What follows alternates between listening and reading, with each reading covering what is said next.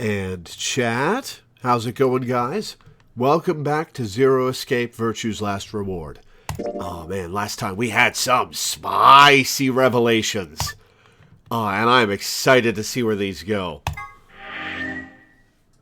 Spicy, spicy.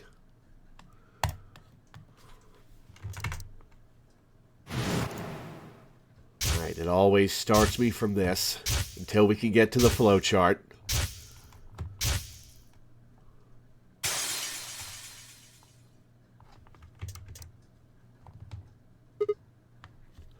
Okay.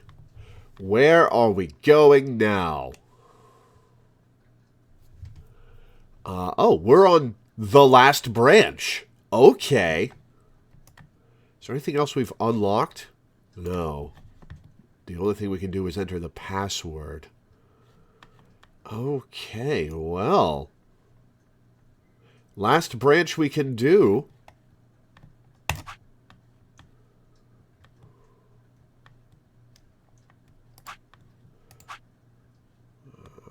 Blue door, okay.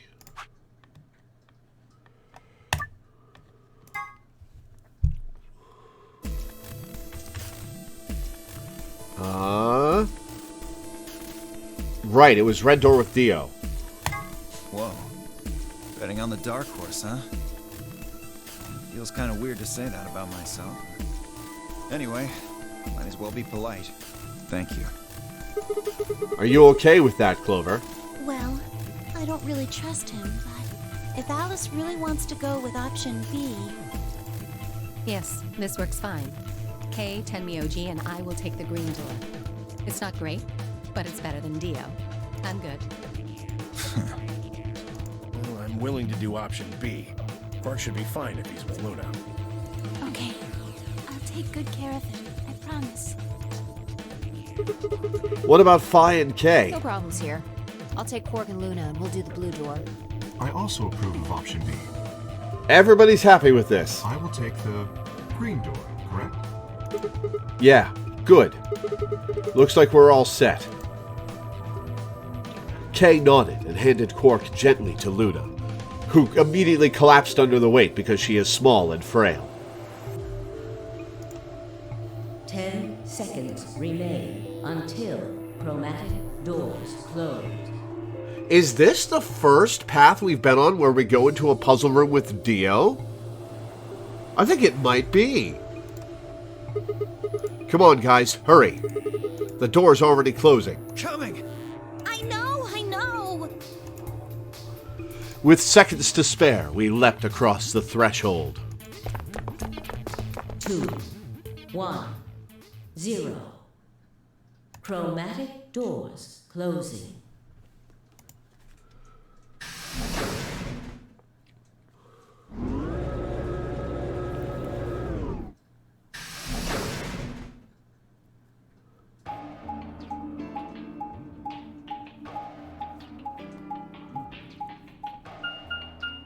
Alright, what puzzle room is this going to be? What is this? There are 3 different doors. Which one do we take? Dunno, but it looks like they're all locked anyway. So this is a dead end? Great. No, hold on. What's this thing? Well, it's got a lever on it. Don't get too attached. It's probably a lever. They pronounced it the British way just so they could make that pun. Are you serious? Yeah, pretty good, huh? Am I great or what? Real good, Clover. Huh? Huh? Hey, Sigma, is this chick simple or something? I wouldn't rule it out. Let's just take it easy with her, okay? Hey! What kind of a gentleman has a secret conversation in front of a lady? I guess it can't be helped, though. You boys just secrete secrets. She's going at it today.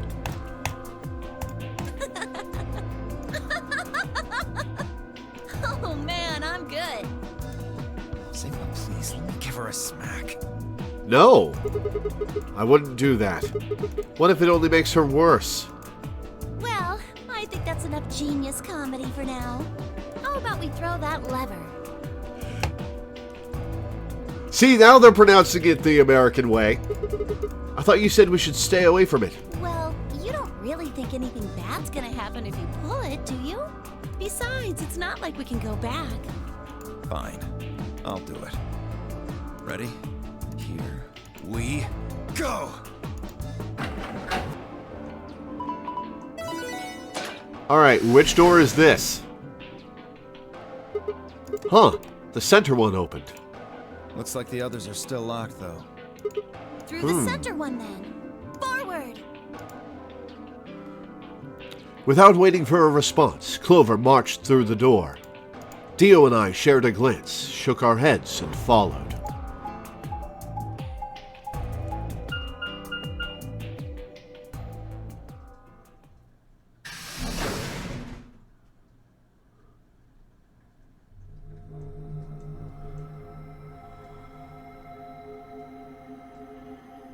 I wonder if K being the original me means he's Zero Senior. What is this place? Well, it said laboratory on the door, didn't it? I figure that means they're dissecting frogs or building mine rays or something. I don't think I've been in this room before. A laboratory, huh? Do you think they might research stuff like viruses here? If they do... Good idea. We might be able to find some of that Axelavir. If we do, we can cure Quark. You really think it'll be that easy? Well, somebody's a positive thinker. Shut it. Just saying. This place hasn't exactly been set up for us to succeed so far. Well, we won't know until we look. So let's get started. Seek a way out.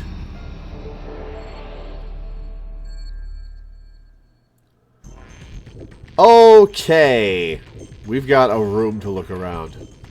Round and round the center table we go.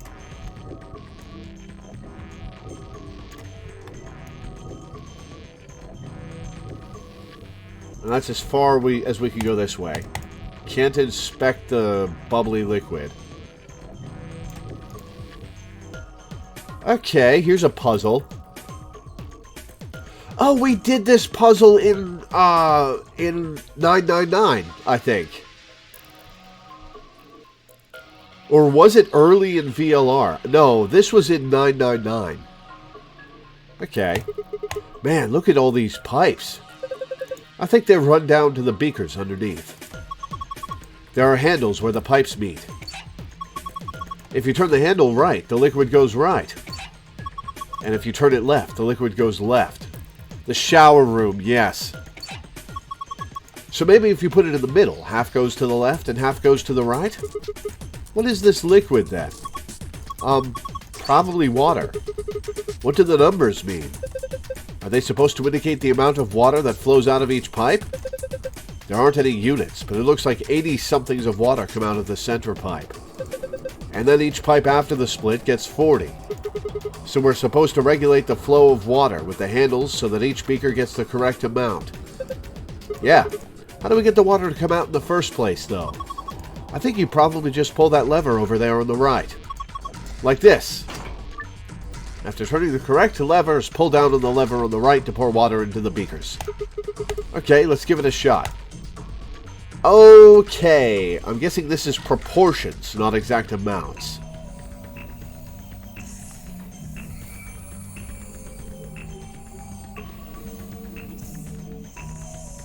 Alright, let's split that way.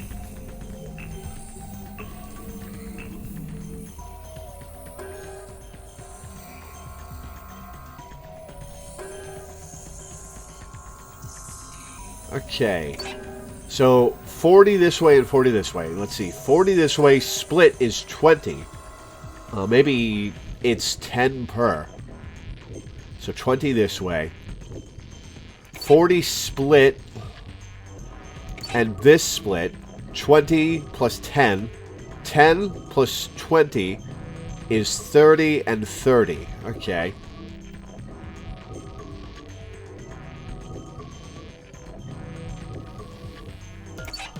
So down, down. So 40, 20, 10. 20, 10. Is the solution literally just to point all of them down? It is!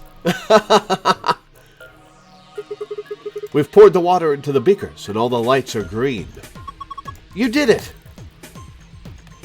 Can I take the beakers? I'm still not sure what any of this is, but it looks like I've got all these liquids diluted correctly.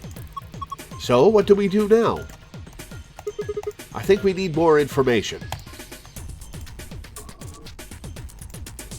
Solve this puzzle by complete accident? Yeah, I'm not surprised.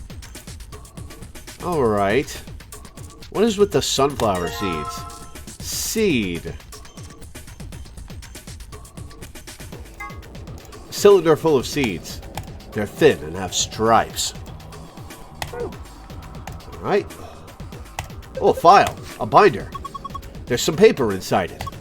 It says, DNA extraction instructions. Ooh, interesting. Found DNA extraction instructions. You can review them in the archive. DNA extraction instructions. Proceed through the following steps to extract DNA from a plant's roots and seeds. 1. Place plant material in designated blender and activate blender. 2. Once the material has been thoroughly broken down, add in a solution of saline water. 3. The liquid will be filtered and dripped down into a beaker. Once it has done so, pour the ethanol into the beaker. 4. DNA will collect at the bottom of the beaker. Use an empty capsule to collect it. Alright. Blend the plant material. Add saline water. Filter the liquid, pour the ethanol in, and use a capsule to collect DNA. Alright. What's this thing? That thing on the top looks like some sort of industrial strength lid. That's the blender. If you open it up, it looks like a blender or something. I don't think you'd use it for cooking, though. Maybe it's for scientific experimentation? We are in a lab. Yeah, you could probably pulverize just about anything with something this heavy-duty.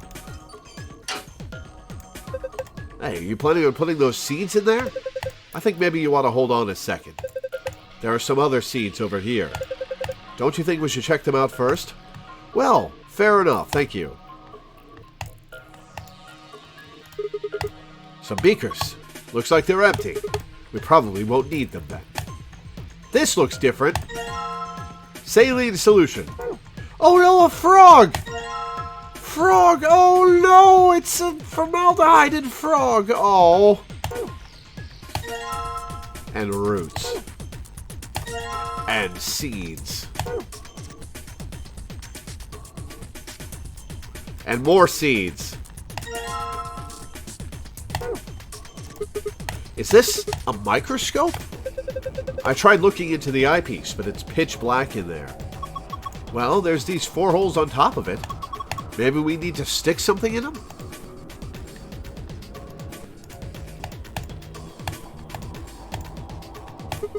It's black. There's nothing going on here. There's some interesting examine dialogue for the frog. Okay.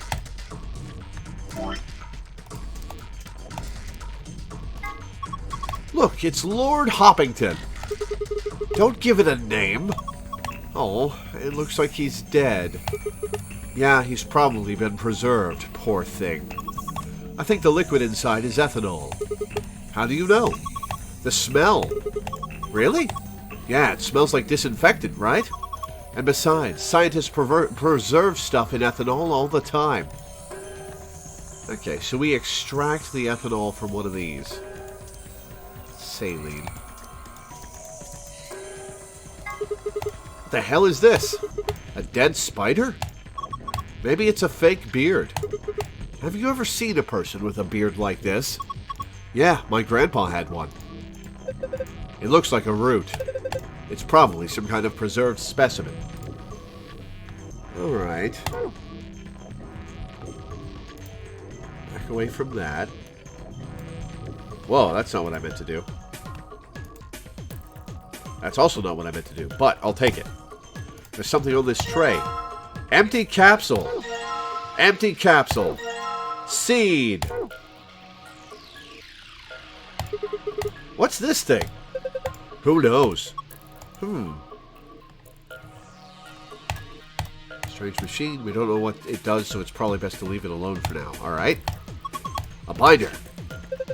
Looks like there's 2 pieces of paper in here. Yeah, let's see here. Hydroponics Research 1 and 2. Okay. Prepare the 5 different hydroponic fluids. Dilute with ratio 1 part fluid, 10 parts water. Each fluid has a distinct color. Prepare the 5 types of plant seeds. 2 long seeds, 3 round seeds. Okay. Well, we did the 5 different hydroponic fluids. Research has shown that there is a distinct and repeatable relationship between the fluid used and the type of seed. These relationships can be characterized in the following manner. The long seeds failed to germinate in 3 of the fluids. Round seeds in fluid B, yellow, and fluid D, cyan, failed to germinate. Okay. Logic problem. Let's write this down. Where's my pen? Where's my pen? There's my pen. Okay. Alright.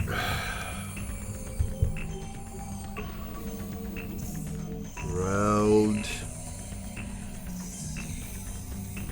Yellow. Bad.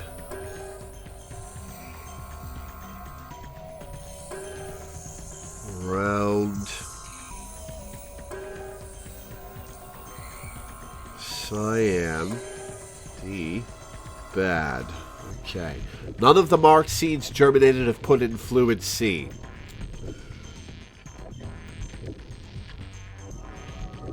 Green C. No dice. Non-marked seeds failed to germinate in fluid A or fluid B.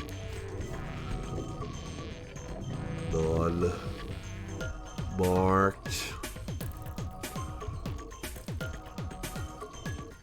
Red A. Bad. Non-marked.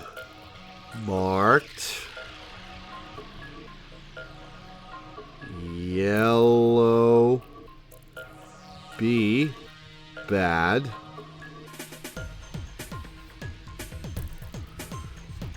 When the striped seeds were put into fluid D and fluid E, only one of them failed to germinate.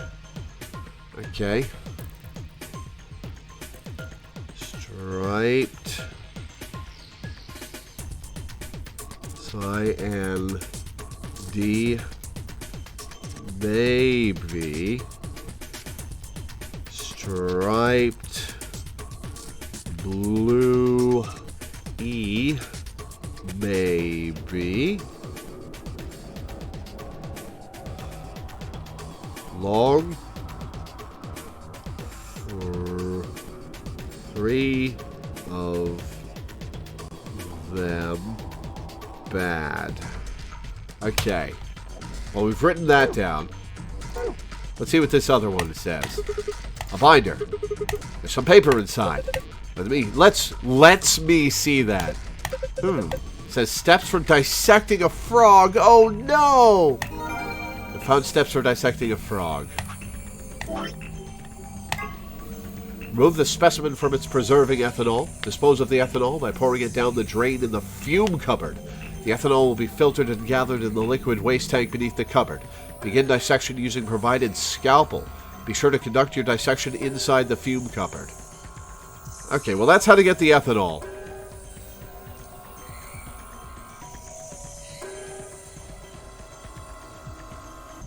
That's how to get the ethanol, at least.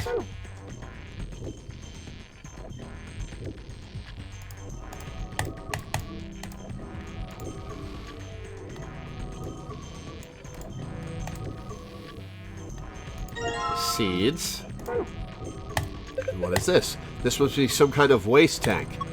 It looks like a thigh tank. Are you for real? Ah, alright, that was a good one, Clover.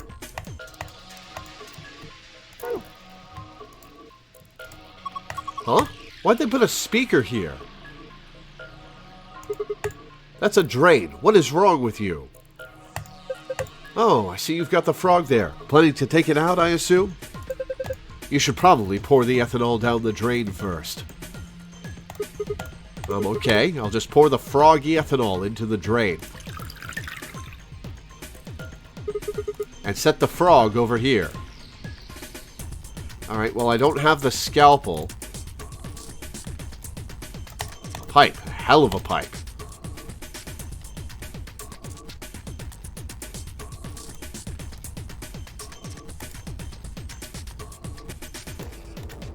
There's a steel plate bolted across the door. I can't open it. Alright, fair enough. That's as far left as I can go. Maybe I did get the scalpel? So what do we do with this frog? Actually, I guess we already know, huh? The instructions in that binder didn't leave a lot to the imagination. Begin dissection using provided scalpel. Cut it open, basically. Oh, this is gonna be awful. Man, that's kind of messed up. Zero Senior's got some issues, I think. Whatever. Not like we've got a lot of choice here. Guess we'd better find a scalpel then, huh? Alright, well, I don't have the scalpel then. Alright. Aha! When the ninth lion eats the sun.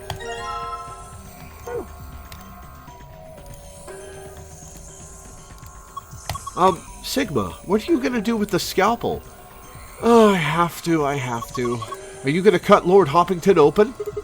Well, I don't really have a choice, do I? But, oh, poor Lord Hoppington. I hate it too, Clover, but he's already dead. What are you freaking out about? It's dead. That's not the point. It's still sad. Yeah, it is kind of sad. Oh, for the love of... This frog is dead. Poor Lord Hoppington, yeah. Hello, Beninsis. It is an ex-frog. Alright, nice reference. Ugh, fine. I'll do it. Hey, well, I guess that saves me the trouble. Huh? Something came out of his stomach. A blue capsule? That would not have fit in that frog. Blue capsule, alright. Alright, let's stop looking at that. This tank collects liquid waste. The ethanol I poured down the drain should be in here. I poured it down the drain, Dio. It's a little big, but I have a feeling we should take it. Liquid waste tank, okay. Okay. We've got the ethanol. We've got the saline. I've got to do the logic puzzle putting the seeds in the beakers.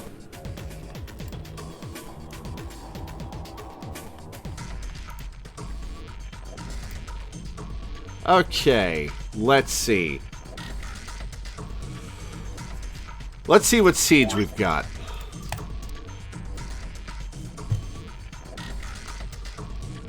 Circular seed. Oblong seed.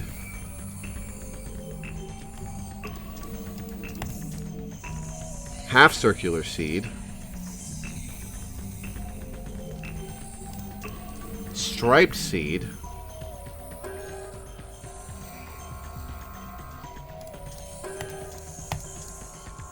Oblong striped seed.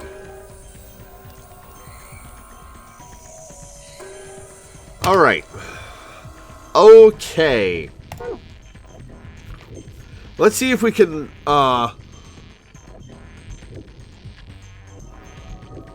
let's see if we can eliminate some of this stuff.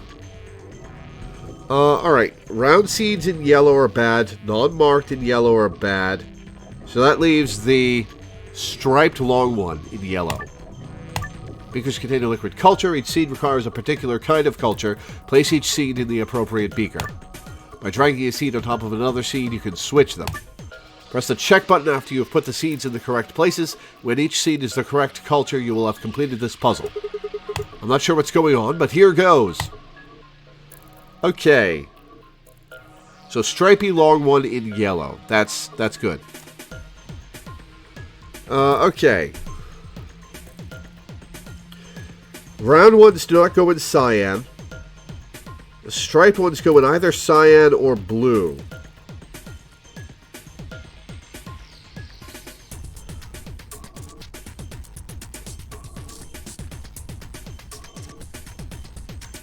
Okay.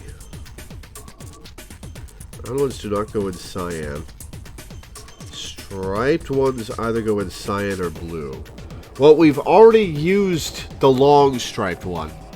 So let's put...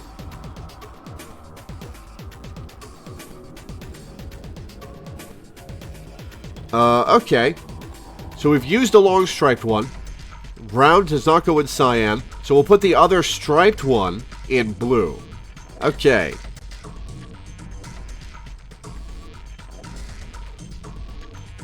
That leaves long color, long blank, and circular half and half.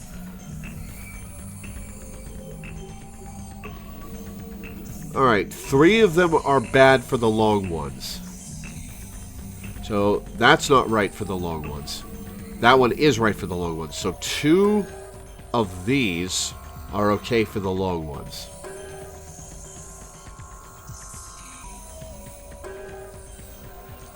Okay.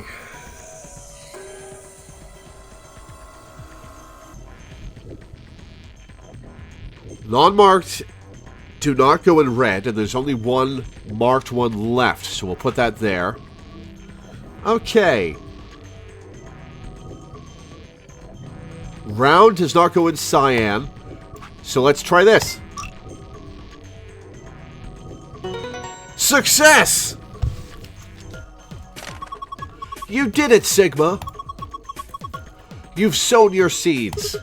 Don't say that. Huh? Why not? Just don't. Quiet, you two. Look at this. Oh! A red capsule? I'll be taking this. Yoink. Okay, we've got 2 clear capsules, a blue capsule, and a red capsule.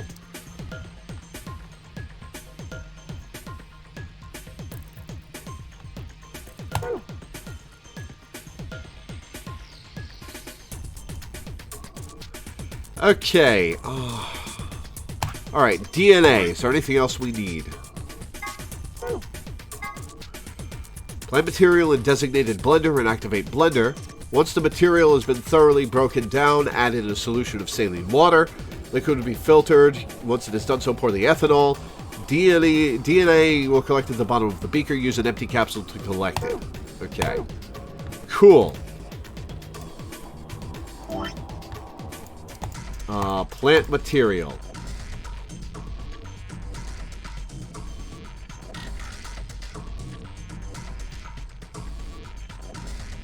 I think you will actually like the Layton game if you like working out the puzzles in this.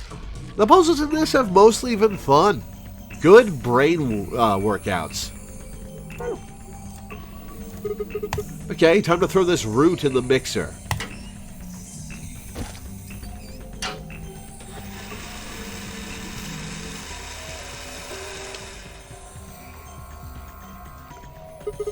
Alright, done. Alright, next was saline, right? Saline, ethanol, empty capsule.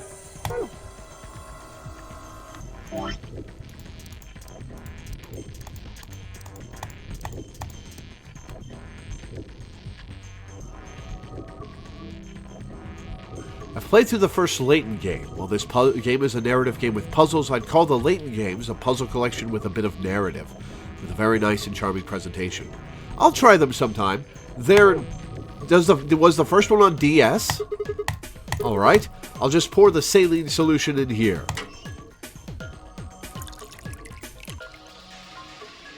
There's a funnel above the beaker.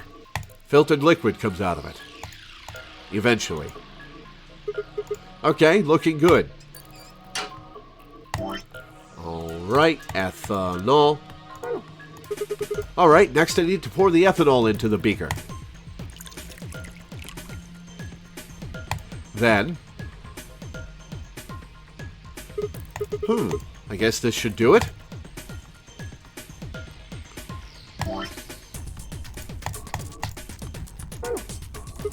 Alright, I'm gonna dip the protrusion on this capsule into the stuff in the beaker.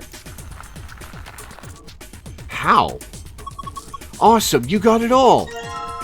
Green capsule, okay? What do I do with the 4th capsule? Do I still have the root?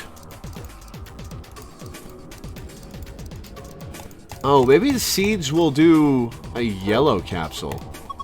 Are you going to use those seeds in the mixer? Yeah. You think I shouldn't? No, I just mean, don't you think you should put all of them in? You mean all 5 different types of seeds? Yeah. Interesting. Why not?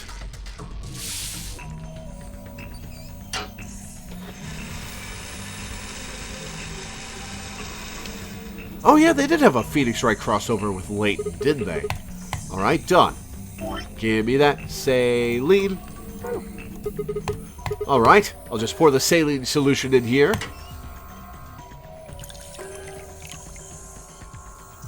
There's a funnel above the beaker. Filtered liquid comes out of it. Eventually. Yep, yellow. Looking good. Ethanol. Alright, next I need to pour the ethanol into the beaker. Then... I guess this should do it. And empty capsule. Alright, I'm going to dip the protrusion on this capsule into the stuff in the beaker. Doo-doo. Awesome, you got it all. Alright, and I know where these capsules go.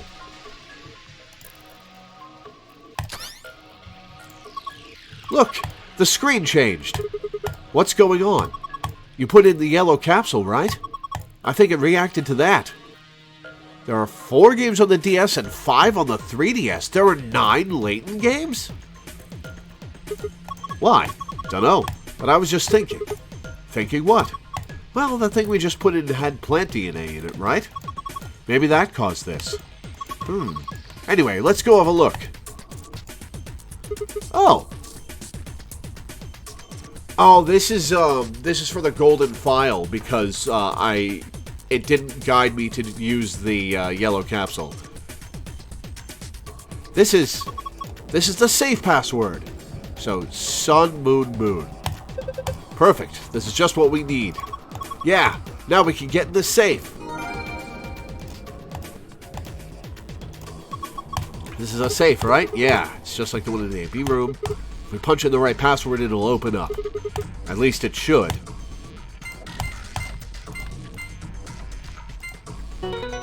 Yep, that's the golden one. Still got a puzzle to solve. Yes, it opened. You did it! Gold file.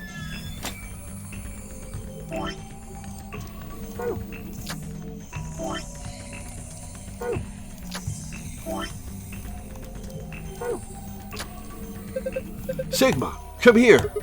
What's wrong? I can see something in here. What do you mean, something?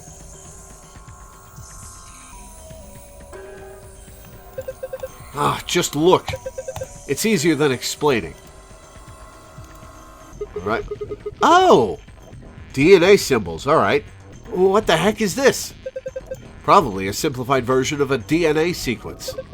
A is adenine, G is guanine, C is cytosine, T is thymine.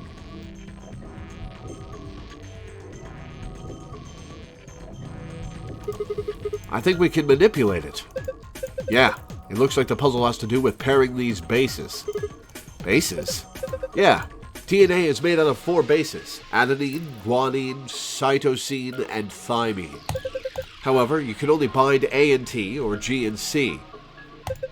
Anything else just won't work.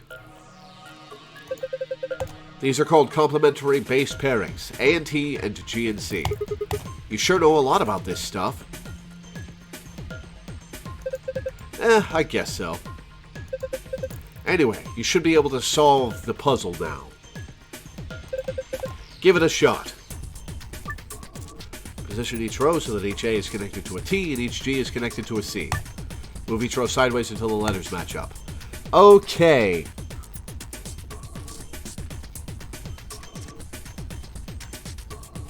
Okay.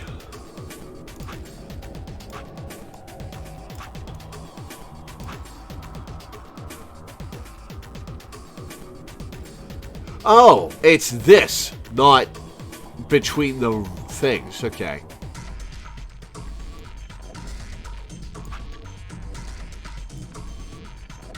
Oh, interesting.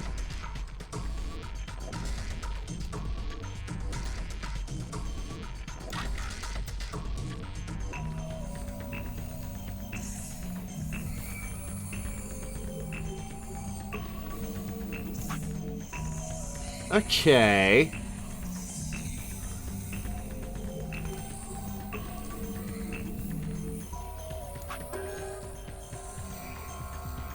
I suggest Dragon Quest. 7 is a good one. I actually own Dragon Quest 8 on PS2. Oh, you're suggesting it to make a Zaprat. Okay. Not sure which JRPG I should eventually focus on.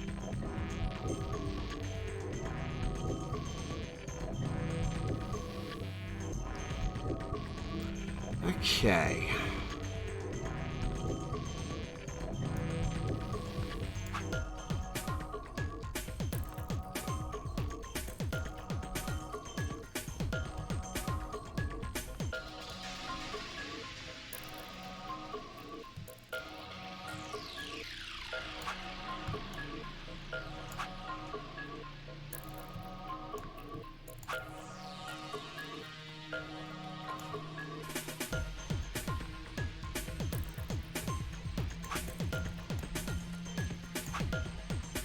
Alright. This is interesting.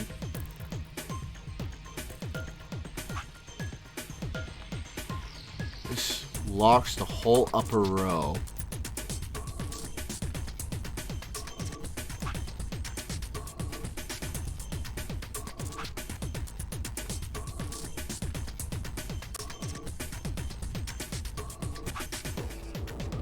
Okay. So this is the only way this can work.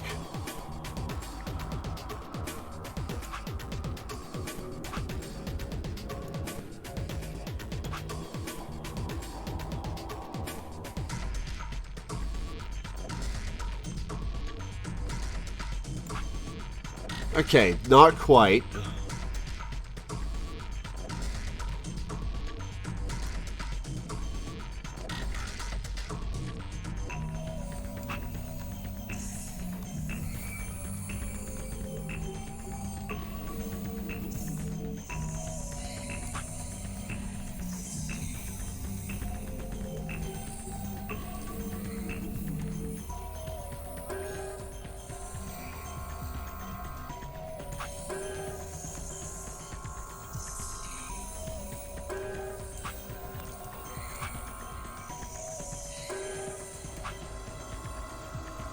Okay.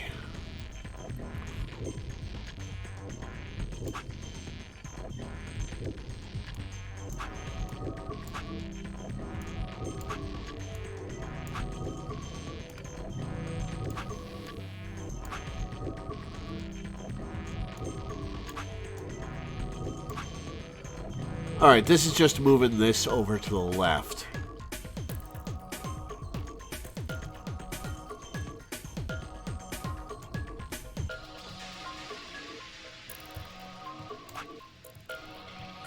Alright, so there's no other setup for this except this.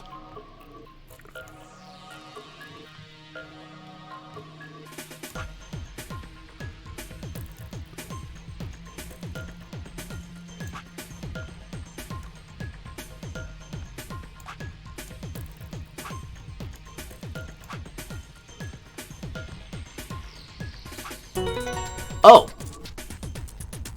Well, that was by accident, but I'll take it. Ha! Did it! Good job, Sigma. That was awesome. You want a treat? What kind of treat, Clover? I'm not hungry. You're turkey. What is with you today, Clover? What in the hell? Stop screwing off. We don't have time for that. Now get over here and look at this. Huh. There's something on it. Moon, star, moon.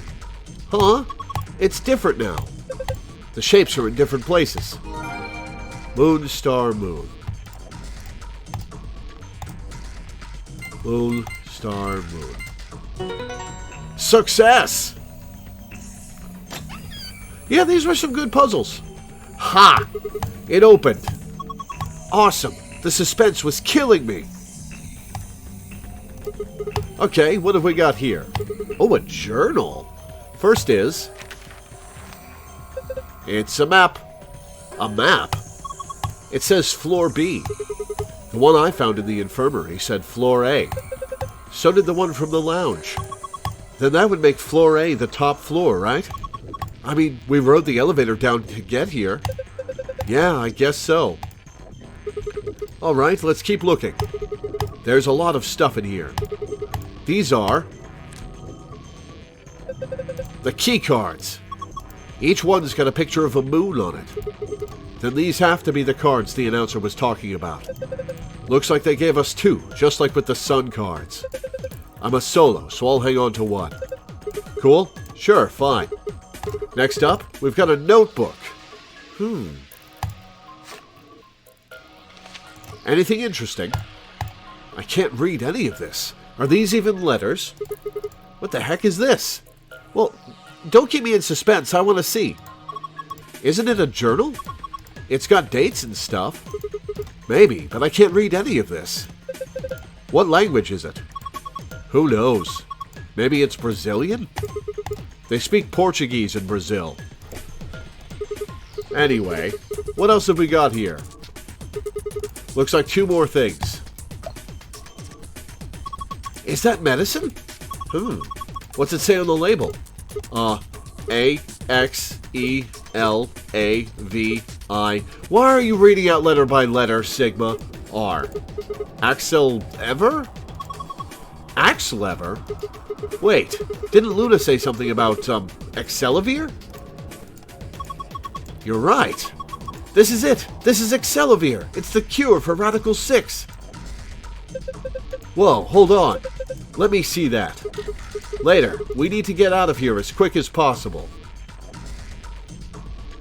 Why do you want it, Dio? Yeah, we need to get this stuff to Quark. First, we've got to get out of this room. Yeah, but that's easy. You're got it, right? Key found in safe. Yeah, let's go.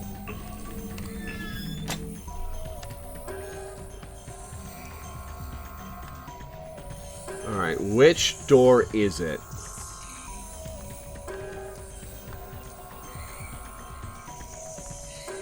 It is not that door, it's the other door.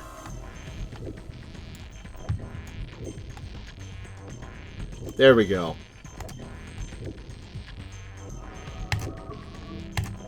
The lock for the door. Right now it says lock. You guys ready? Yeah, let's do it. Just get it over with. Okay, here we go. 3, 2, 1.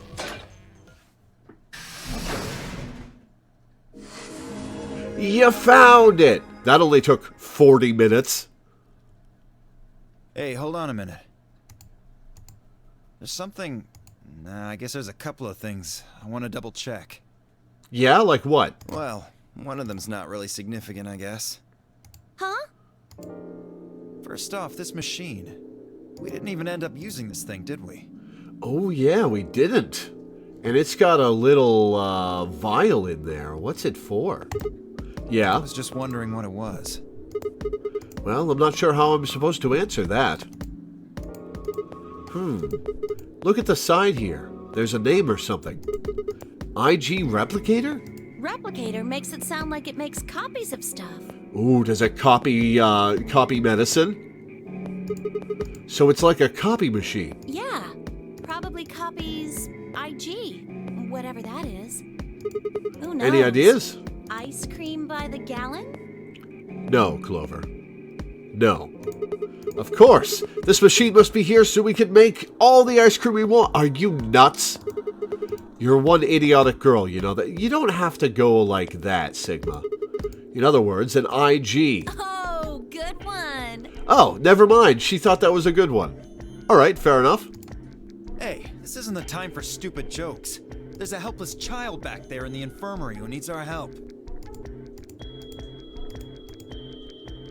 He was right, of course. I hung my head in shame. At any rate, as long as we don't know what IG means, we can't do anything with this machine, right? That's right. Makes sense. On to the second issue. Sigma, you found a journal and some sort of vial in the safe, right? Yeah? The vial. Could you show it to me again? Why? I didn't really get a good look at it before. You guys were in there so close I could barely see it. Was it really Excelavir? Yeah, definitely. As I spoke, I pulled the vial out of my pocket. See, it's written right there on the label. Excelavir. You really are an idiot. Huh? Although I guess in this case the G in IG stands for guy. Oh, you're not above it either, Dio. What? I don't... The words were barely out of my mouth when he moved. Before I could blink, the vial disappeared from my hand. Hey, what gives? What are you doing? Dio slipped the vial quickly into his coat. Oh, don't worry. I'll keep it safe. I'll even give it back to you later. No, not later. Give it back now. I don't think so. If you want it back, you're gonna have to listen to my request. Okay, what are you asking for? Request? Yeah, that's what I said. If you want this back, in the next AB game, you have to choose ally. Ally? Wait, is that why you took the medicine? To blackmail me? That's horrible! You're using Quark's life as leverage! Well, I've got some really good reasons to do so. Yeah, I'm sure you do. I'll be happy to give it back if you just do what I say. How many points does Dio have in this timeline? I didn't realize until they started to hurt that I'd curled my hands into fists. If Dio would only give me an opening. I wouldn't try and take it back by force if I were you. You make any sudden moves and I'll smash it. He patted his pocket gently. Oh, and one more thing. Don't tell those other idiots that you found some Excelavir in here. I hear one word about it, and the next thing you hear will be little bits of glass shattering on the floor. Damn it! That's not fair! This game isn't about compassion. It's not about being clever. It's about one thing. How well you can manipulate people to your advantage. How unfair you can be. God, he's such a douchebag. So, what are you gonna do? Ready to promise me you'll pick ally? Well, we're doing the betray timeline first, so, I'll lie to you and say yes. Fine. I promise. Sigma! Oh, I knew you'd say it eventually. I'm glad you understand how this works. But don't think about trying anything funny. Break your promise and... well, you know what happens. See you chumps later. I'm really looking forward to the next round. With one last self-satisfied chuckle, Dio strutted out of the room.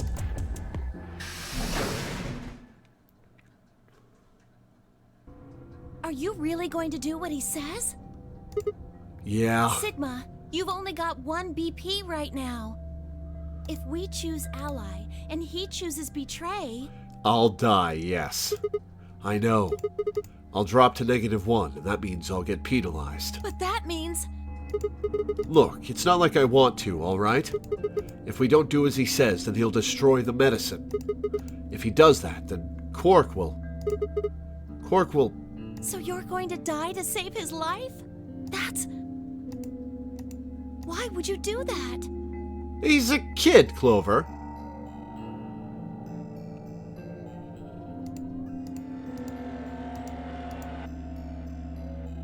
In all honesty, I was terrified. My choice was far from a foregone conclusion. Well, we should get back to the upper floor. Everybody else is probably finished already. I bet they're waiting for us. I didn't wait for Clover's response.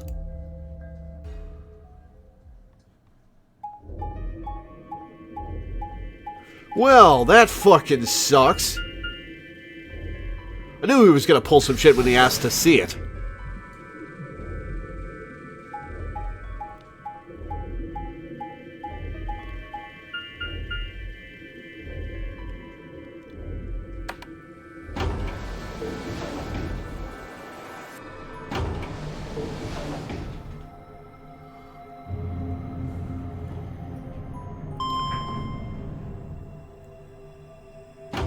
Clever evil gambit on his part, yeah.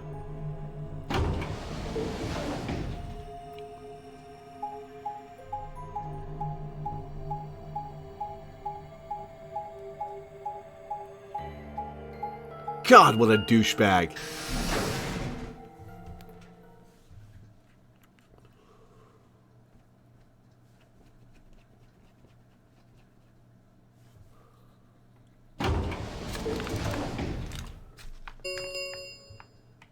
An ambidex gate has been opened. 45 minutes remain until ambidex game polling closes. Sorry. I went ahead and cracked it open a bit early. Yeah, of course you did. Dio. In one of his hands was a moon key. He twirled it around like a veteran gambler, grinned, and slid it back into his pocket. You don't mind, right? I figured you and Clover would get up here right away. Besides, I thought it'd be best to get this done soon before you lose your nerve. I don't know about you. I'm really looking forward to the next round. Ugh. I glanced around the warehouse. Alice and Kay were back. As was Phi. And, of course, Clover. Where are Tenmyoji and the rest of them? They're in the infirmary. We carried Quark to one of the beds. Tenmyoji and Luna are looking after him. I see. How's he doing? Well, it's hard to say. He seems to be sleeping soundly, but beyond that, there's really no way to know. No change then, huh? So what was your room, Sigma? A laboratory. Is that so?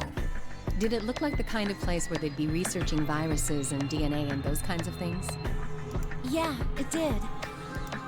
Was there any of that Excelivir? Don't tell those other idiots. Why are we having a flashback to something that happened 60 seconds ago? I hear one word about it, and the next thing you hear will be little bits of glass shattering on the floor. My eyes flicked to Dio for a moment. No, nothing.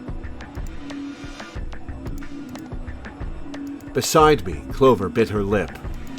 I see. So how'd it go with you? Find anything interesting?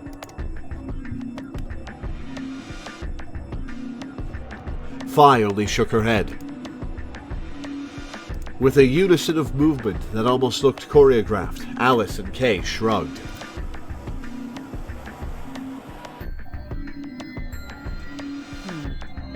Where does that leave us? We've still got about 40 minutes left until voting ends. What are you gonna do? I'm a little curious about that lab you found. I thought I might go take a peek at it. I'll show you the way then. That would be wonderful. Clover is definitely going to fill Alice in. I think I'll go have a look at the room Alice, Kay, and Tenmyoji found. Never know.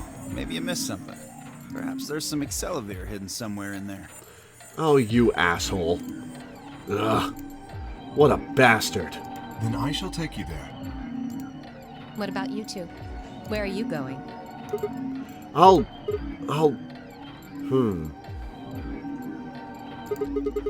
I think I'll start by heading over to the infirmary to see how Quark's doing. Then I will too. Glad that's settled. She nodded to Clover, and they disappeared through the magenta door. Dio and Kay followed a few footsteps behind.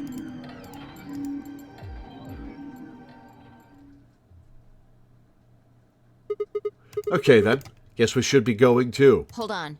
Show me that journal first. Oh yeah, maybe you can read it. Dio told me about it. You wouldn't tell me anything about the lab, except that you found a journal with, his words, some sort of bullshit language. Alright, let's see if you can read He it. said you had it, so I was hoping I could take a look. Yeah. One sec. I dug the journal out of my pocket and handed it to Phi.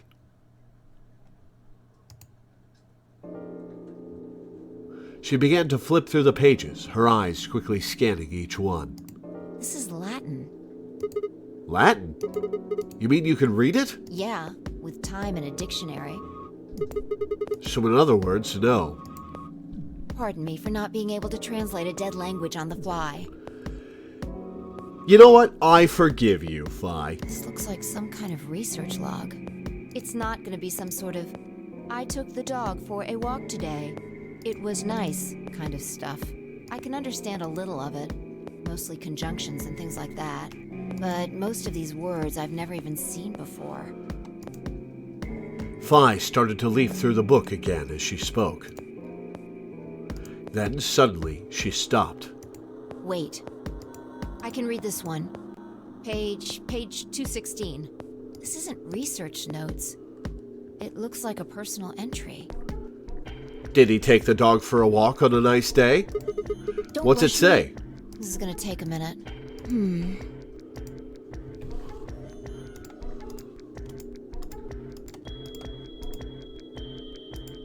Interesting. Alright, I think I got it. All right, fill me in. It looks like they're talking about Radical 6. Ooh. What? Why are they talking about that? Not sure. Let me read it to you. Keep in mind I'm paraphrasing. When the body is infected with Radical 6, the processing speed of the brain is reduced.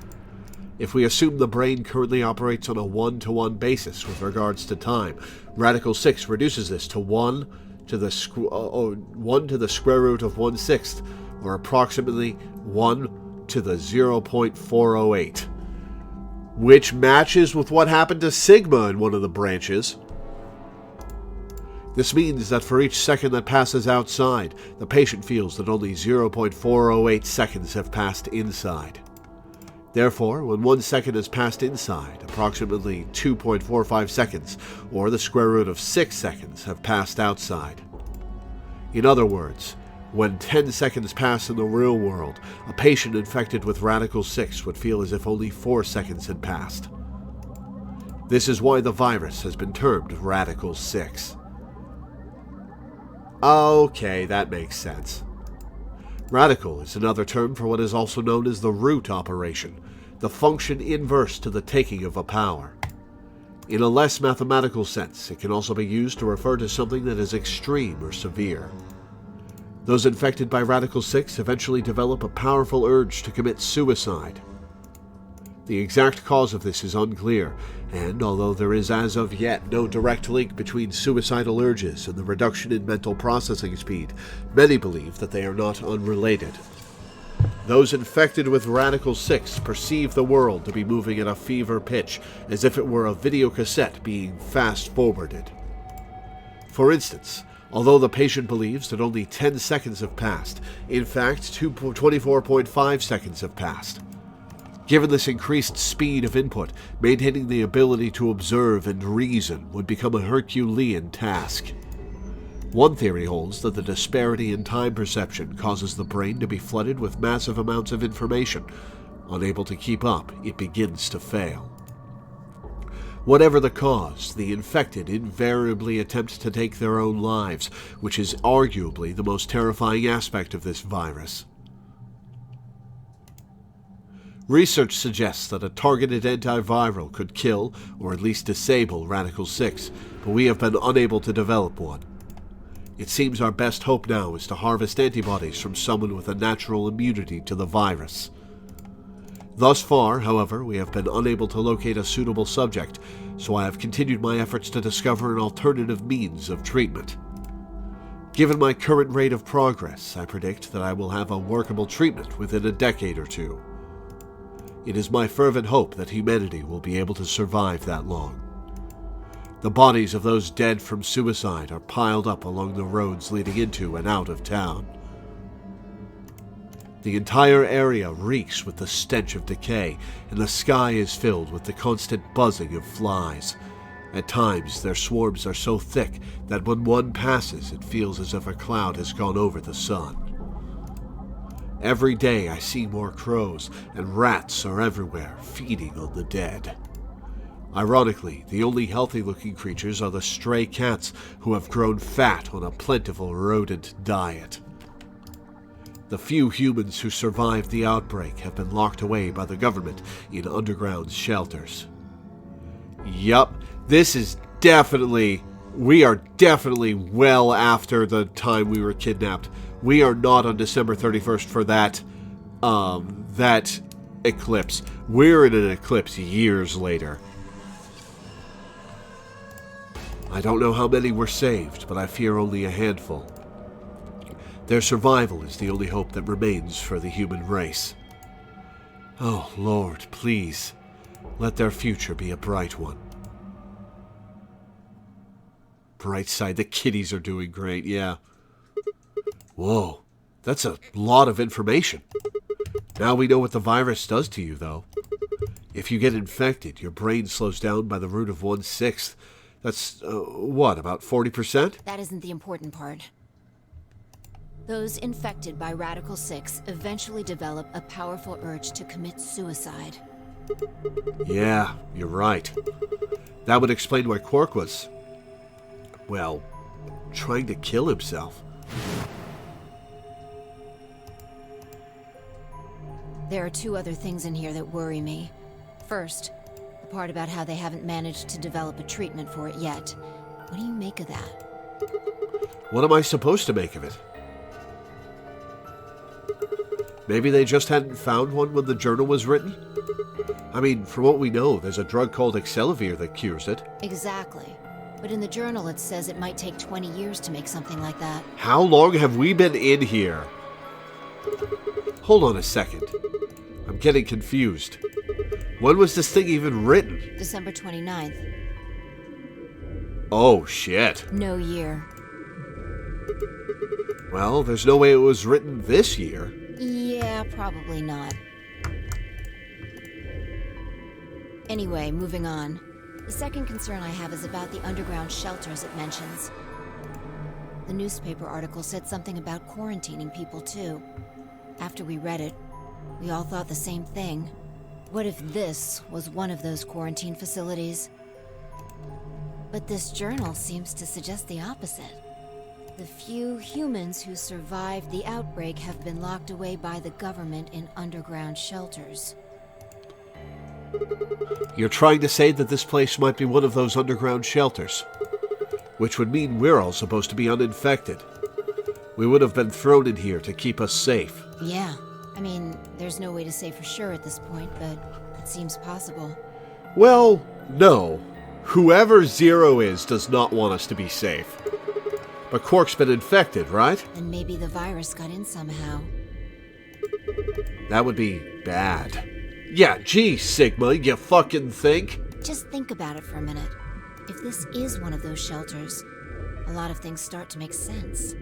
Maybe we've been here for a long time. Like, maybe they put us to sleep somehow. Made us sleep for years, maybe even decades. That's what I'm thinking. While we were sleeping, the pandemic that the newspaper article talked about happened. And whoever had this journal made this entry. And then once the antiviral treatment was finished, they woke us up? Right. It's all just speculation, but... No, that doesn't make sense. I mean, it seems like a pretty plausible scenario, but we were all captured before the pandemic started, right? Yeah. And how would they have put us to sleep for that long? How would they have known to do that? But most importantly, why the hell are we playing the notary game if the point of this place is to save us? Throwing a bunch of people into a game that might kill them is a pretty weird way to protect them from a pandemic. Yeah, you're right. See? We don't have enough information to make any real conclusions. I think we should see if we can find anything else. Phi had barely finished speaking before she took off for the magenta door. Hey, weren't you coming to the infirmary with me? Changed my mind. You can tell me about Quark later. Where are you headed? And with that...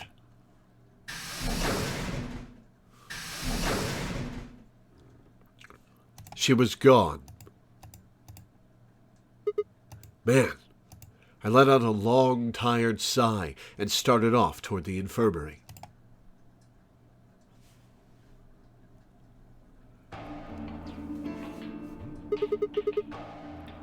How's he doing? He seems to be stable, as far as I can tell.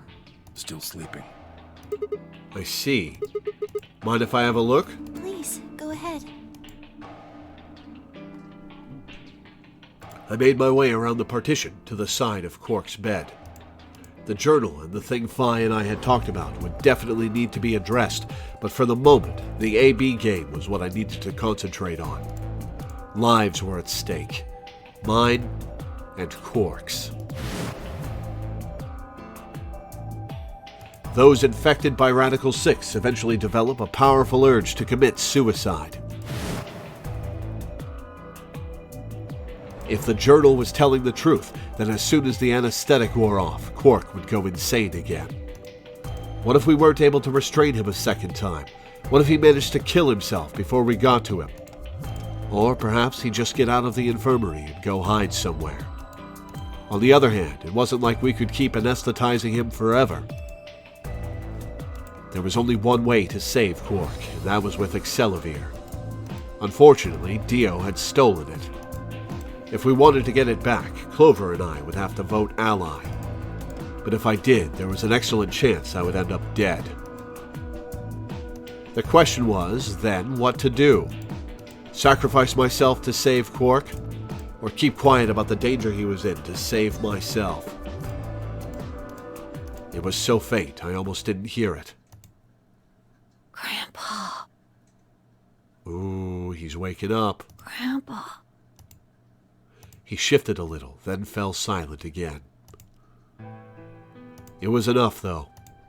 What on earth had I been thinking? How could I have even considered letting a child die in my place? Suddenly, my cheeks felt hot with embarrassment and disgust. That I had considered letting Quark die, even for a minute, was pathetic. There was only one choice. Betray! No, we're going to do betray first, and then ally to see what that branch actually is. There had only ever been one choice. No way was I going to leave Quark to die. My hands tightened into fists as I looked down at him. Any uncertainty I'd felt before was gone. I knew what I had to do.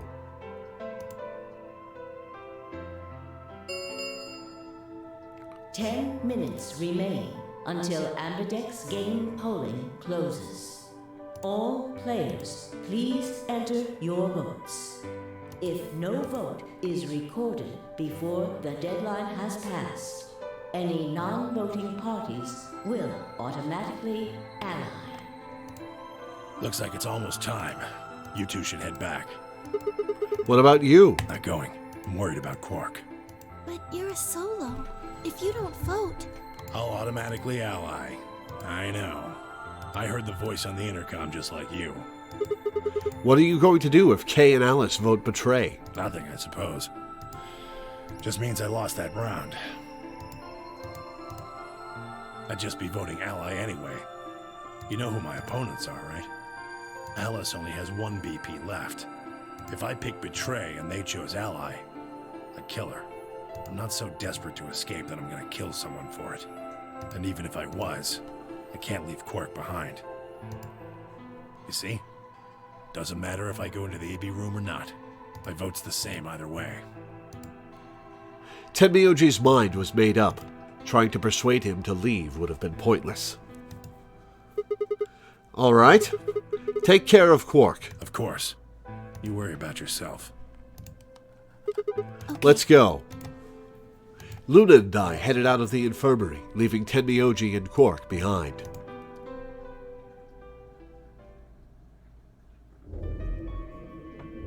When we got to the warehouse, we found everyone else waiting for us.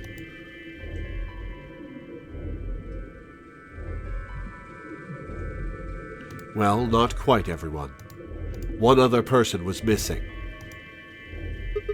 Hey, where's Dio? Take a look at the doors. They're all closed. When we came in here before, the one on the far right was open. And that would mean...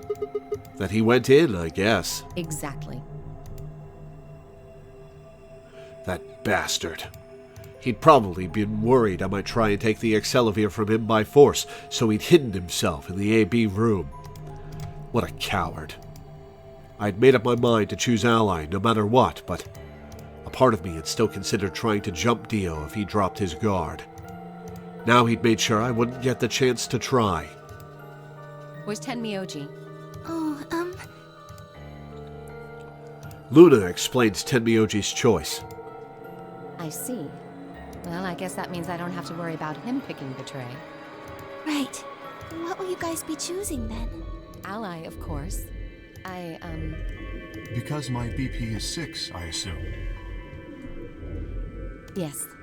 As long as Tenmyoji votes Ally, I can't choose Betray. If I do, K's BP will go up to 9. But what if he forces you? You needn't worry. I would never do something so crass. Really? Of course. Then you don't need to go in there. Excuse me? Alice can vote by herself. Then we don't have anything to worry about, right? She's got a point, Kay. Well,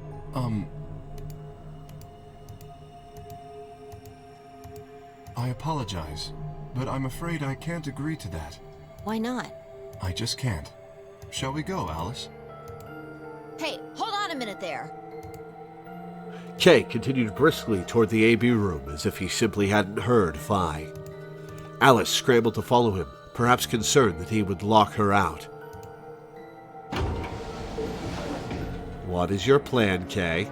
Only seconds later, they disappeared into the third room from the left. I hope Alice is going to be okay. Well, there's nothing we can do now. If Kay told the truth, she'll be fine. 5 minutes remain until Ambidex game polling closes. All right, time to go in. Time's almost up. Come on, Luna. Right. They headed off at a trot toward the second room from the right, and were soon out of sight inside it. All right, Clover, time for us to go. Oh, okay. Right behind you. I sighed to myself and headed toward the leftmost AB room.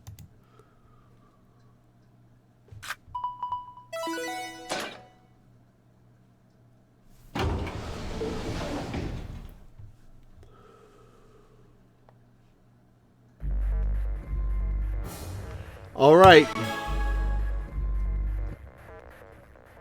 We're going to pick Betray first, just to get it out of the way.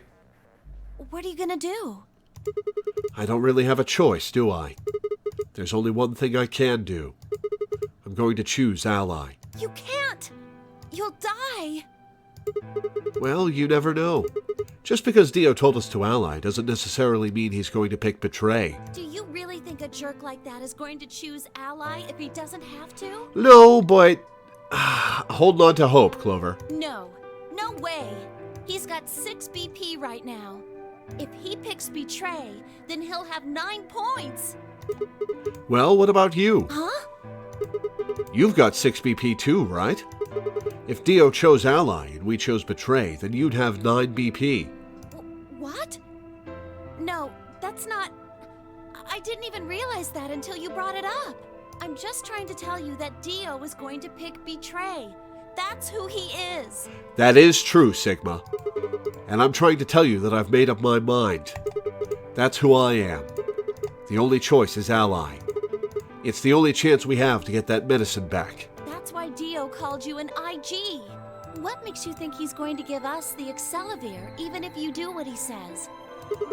Maybe he won't, but I can guarantee that he'll destroy it if I pick Betray. That's who he is. Fine. If you aren't gonna listen to me, then I guess I don't have a choice.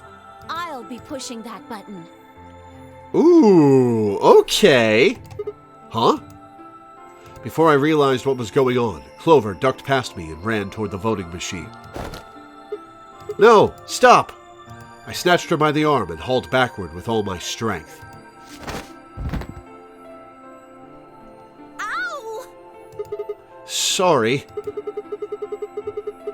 Guess that was a little too hard, huh? Hey! What do you think you're doing? You can't just throw a girl around like that. Well, you're the one who tried to trick me. But you're gonna die. Dio's going to kill you. You can't do this. I don't want you to die. Well, thank you. 10 seconds remain. A time to pick. Until Ambidex game polling closes. Thanks. It means a lot to hear you say that, Clover. I gave her my best reassuring nod, then turned to face the polling machine. 3, 2, 1.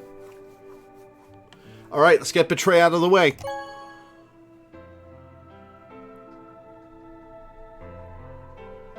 Round 2 of the Ambidex game has been completed.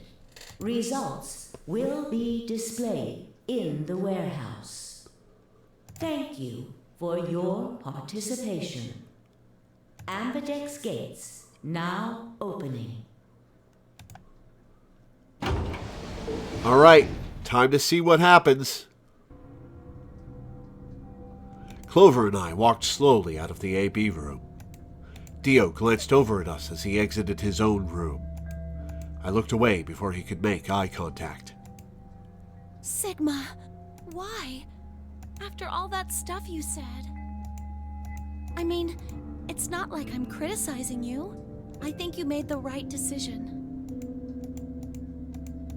You don't Sorry. need to apologize. I think I would have chosen Betray if I was in your position. We'll find another way, all right? We just have to keep an eye on Dio. As soon as he gives us an opening, we take it.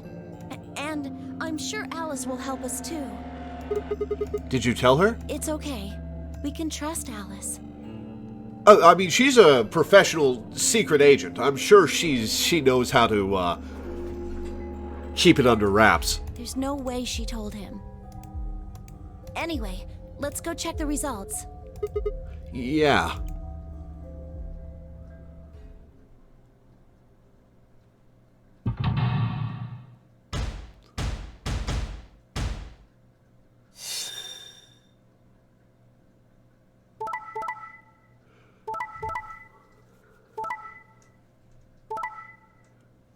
Yep.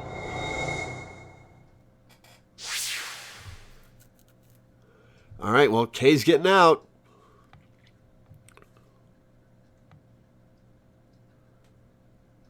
Results from round 2 of the Ambidex game will now be displayed. Please check your bracelet to see your updated bracelet points. Never saw this timeline because I was too nervous about Quark. We're doing every branch. So we're gonna do this branch. We're gonna do all the betrayals. But I'm gonna be glad when this is over so I can go save Quark.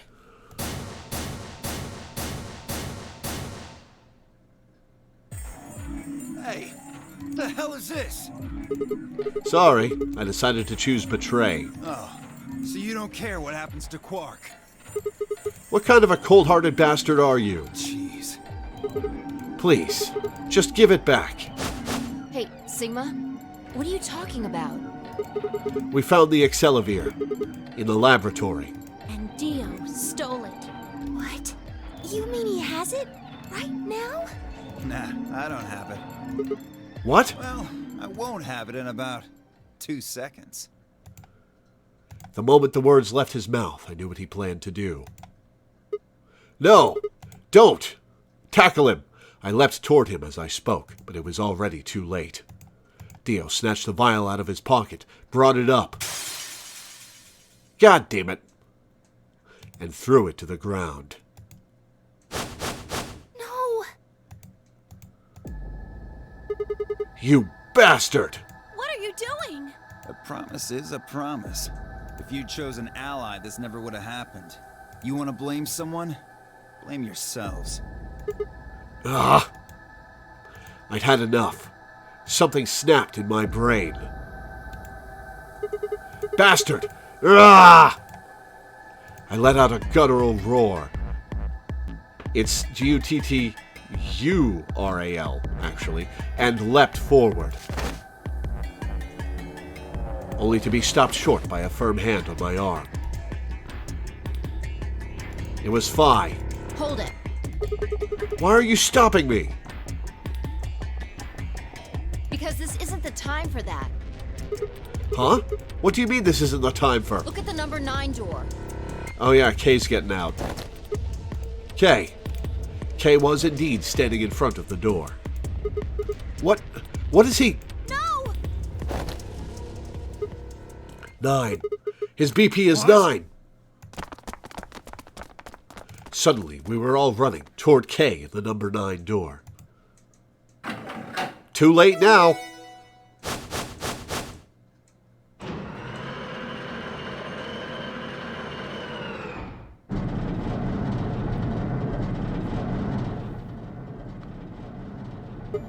K, what the hell do you think you're doing? What am I doing? Well, that should be obvious. But if you insist, I am attempting to leave. Are you fucking kidding me? I assure you, I would do no such thing. I am perfectly serious. After a rational assessment of the facts, I have concluded that this is the wisest course of action. What is currently our highest priority? The answer is, of course, to save Quark. He must be taken to a hospital as soon as possible. For that to happen, one of us must escape and call for help. Currently, the only one of us capable of doing so is myself.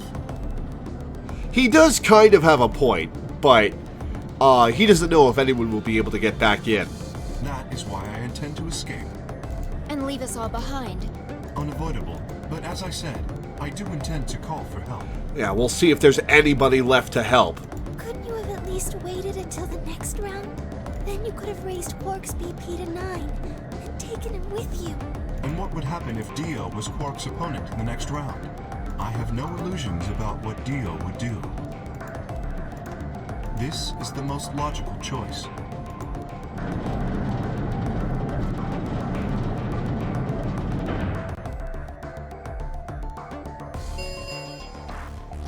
The number 9 door has been opened. It will remain open for 9 seconds. Wait! Where's Alice? Ah, yes. Alice is in the AB room. Unconscious, right? She is collapsed, but you needn't be concerned. She is only sleeping. Oh no! What did you do to Alice? You will need to ask her yourself. I must take my leave. Hey! God damn it! Wait! Dio charged at K, but the larger man easily sidestepped him and tumbled nimbly through the door just before it closed.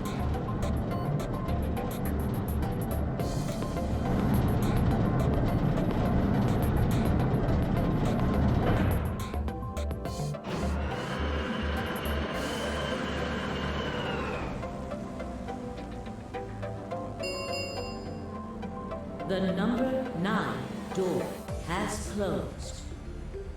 This ends the nonary game. Thank you for your participation. As the game is over, all doors other than the number 9 door have been unlocked. Bad end unlocked. Escape is not possible. Please enjoy your stay.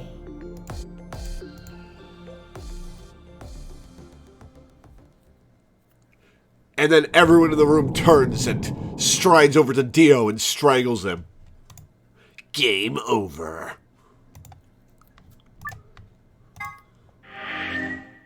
Alright, before we do the ally branch, I'm going to take a quick break. I will be back in... Recommend doing the ally branch here first before going to anything else. Well, I'm going to. But I don't really have a choice because all I have left besides this ally branch are a bunch of dead ends and the password that I don't have. So I have to do this ally branch. Sorry, a bunch of locked gates and the password I don't know. So, I'm going to take a quick break. I'll be back in a few minutes, guys.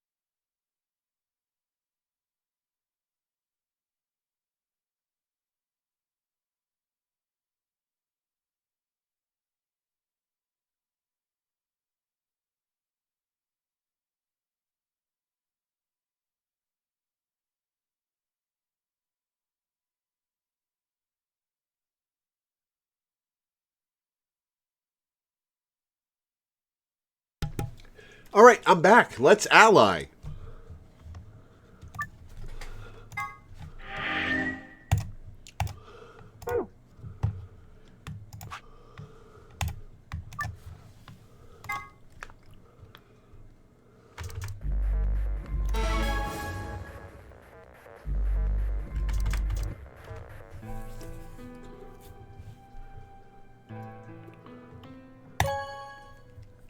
Alright, time to die.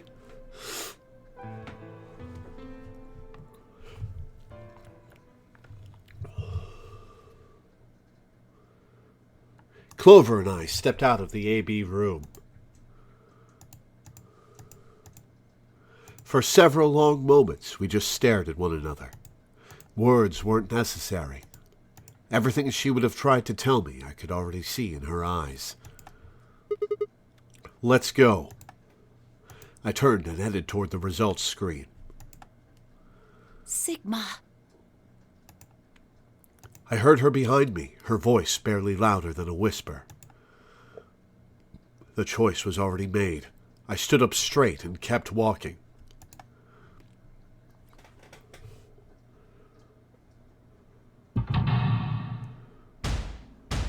Alright, let's see if Dio killed me in this timeline. Probably.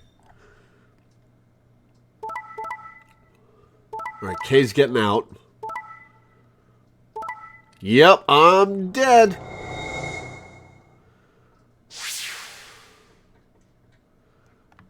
Results from round 2 of the Ambidex game will now be displayed. Please check your bracelet to see your updated bracelet points.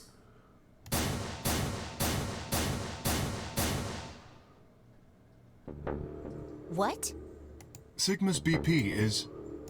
Negative. Suddenly, all eyes were on me. I felt their weight, but stood my ground. It was the result I had expected. I took a deep breath and closed my eyes.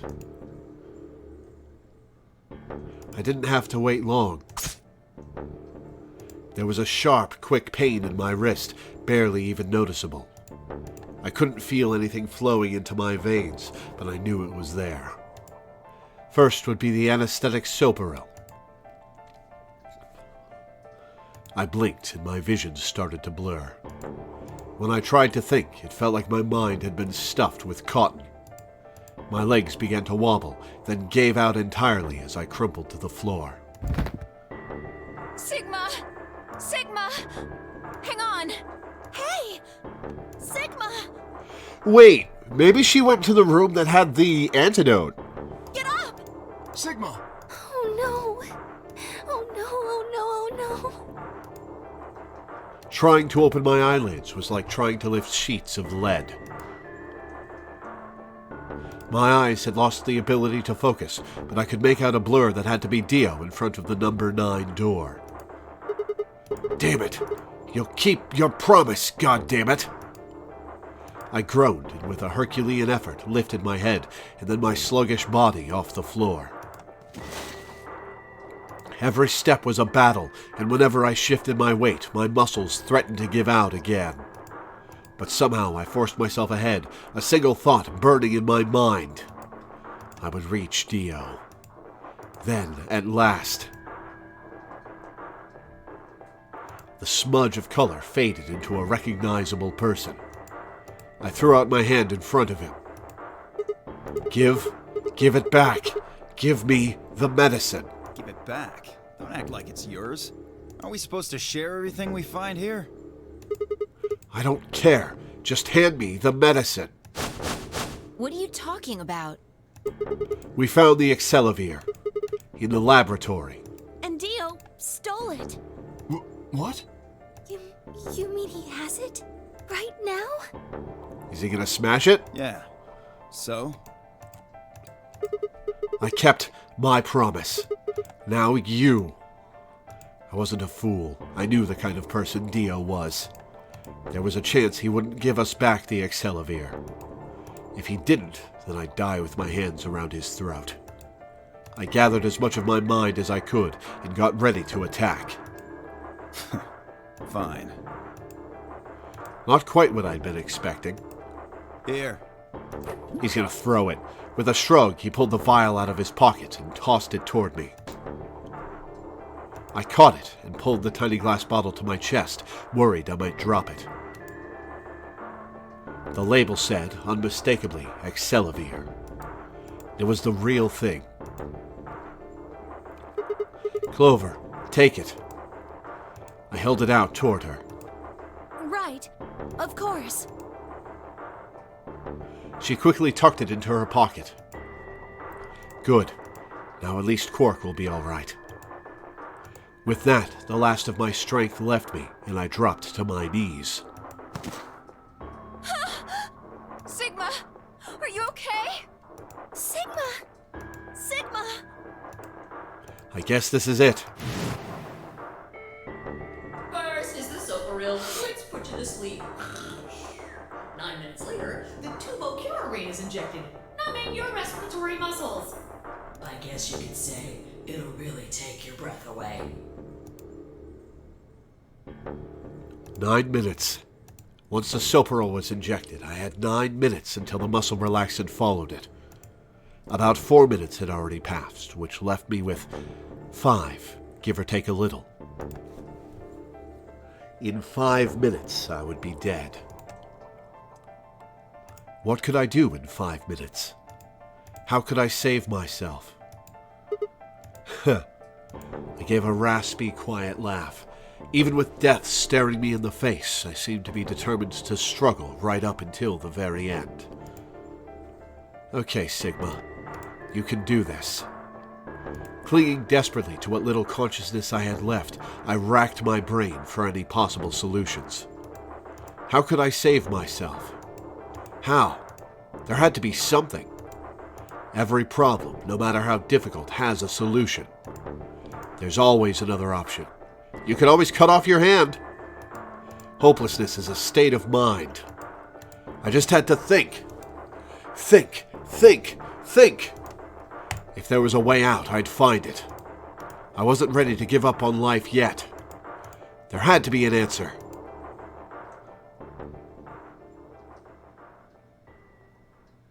Oh, is this going to be a to be continued? Oh, it is! Okay.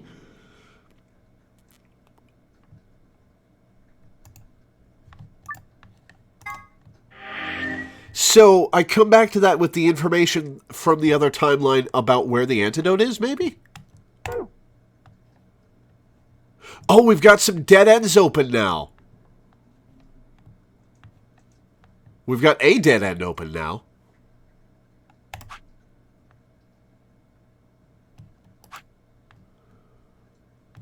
Oh, we've got 2 dead ends open now. Ooh, okay. Which do I take? Let's do this one first, and then do the long branch.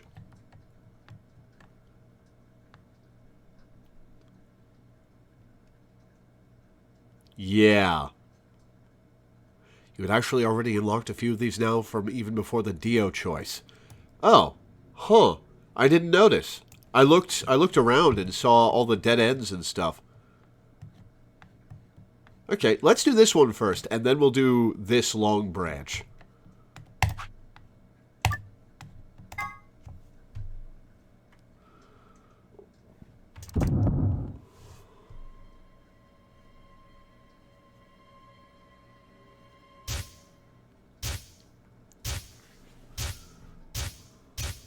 So now I have the explanation that Radical 6 makes you want to kill yourself. Those infected by Radical 6 eventually develop a powerful urge to commit suicide. Suddenly, Clover moved. I leapt forward and clamped my hand around her wrist. What are you doing? Clover, listen to me. Alice wasn't killed. Nobody murdered her. She took her own life. What? I can't believe it's not murder is the achievement name. No, there's no way she'd do that. It's true. She stabbed herself in the heart with the scalpel. All right, where'd she get the scalpel then? Well, I did hear someone come into the infirmary right after the AB game ended. Was that before I showed up? Yes. I got up to see who it was, but they were already gone. It could have been Alice. so she could have taken the scalpel then. Yes, I think so. You're lying! This is all a lie! It has to be! It's not. Then why It's did the truth. you do it? Why would Alice kill herself? She probably didn't have a reason. What? She'd been infected with Radical 6. That's what killed her. But you just said she killed herself! Just tell me the truth! Then I prove am. it. Your 10 seconds ran out a long time ago. So if you don't have any proof... I do. I have proof. There was a journal in the lab, wasn't there, Kay? Show it to me. Journal? It would have been in the safe. Oh, well, Alice would have it then. Oh, we're gonna have to loot her body. Oof. This was one of the to be continued that I got early on with the golden file from Puzzle.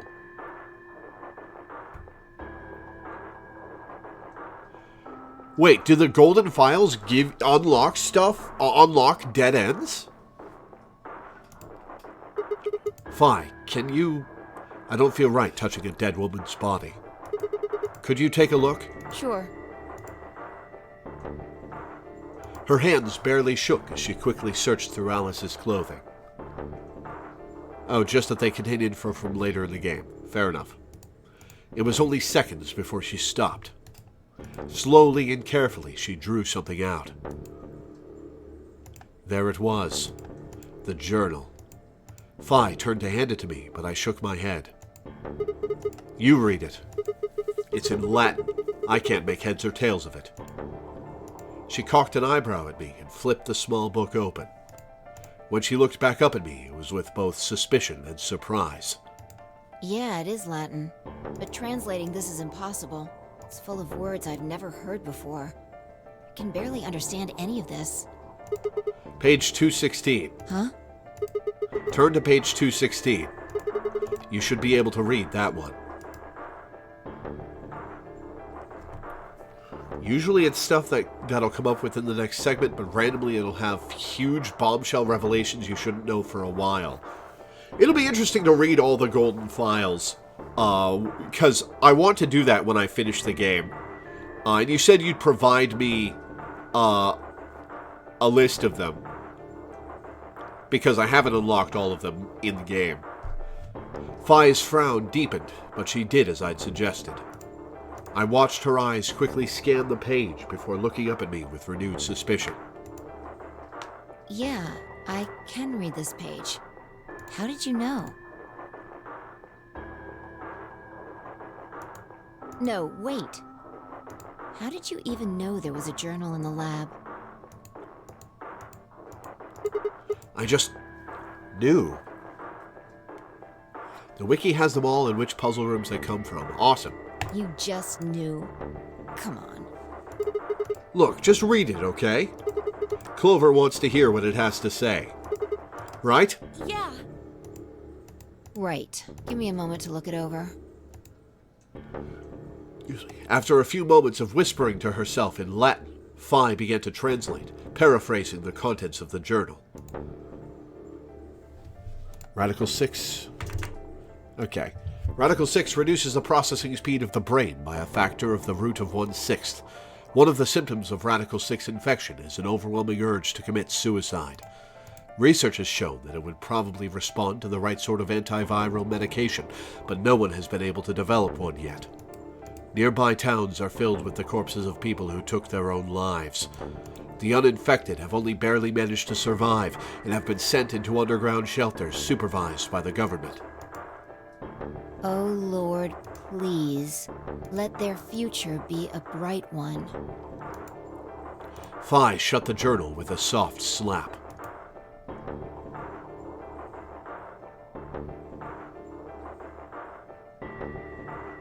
A sickly silence drifted through the room.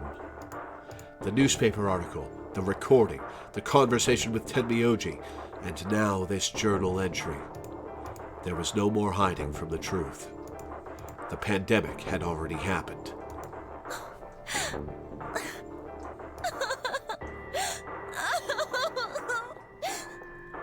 Poor Clover. All of Clover's rage suddenly dissipated, and she collapsed to the floor, tears pouring down her face. None of us had the heart to say anything, and for several long moments, the only sound in the room was Clover's sobs.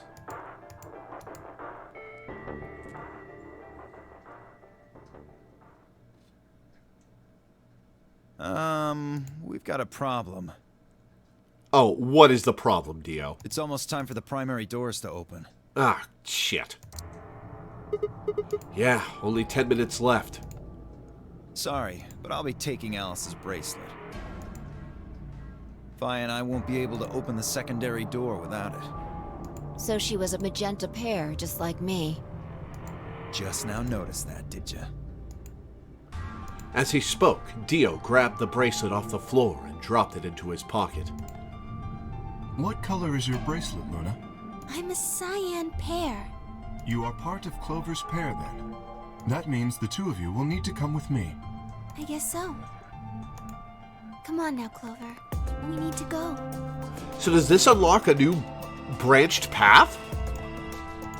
Alice would want you to survive, wouldn't she? You'll never be able to figure out why all this happened if you stay here. Please. You're right. Alice, I promise I'll find out what happened to you. I'll figure out who Zero really is. That would be really nice. Okay, so Zero Senior, it's not Sigma. It's not Alice. It's not Clover. Wanna take a look at the flowchart? Good point. No, we're still in that. Okay, so it's not Sigma, it's not Alice, it's not Clover. It's not Dio. I don't think it's Quark. Which leaves Phi, K, Tenmyoji, Luna, and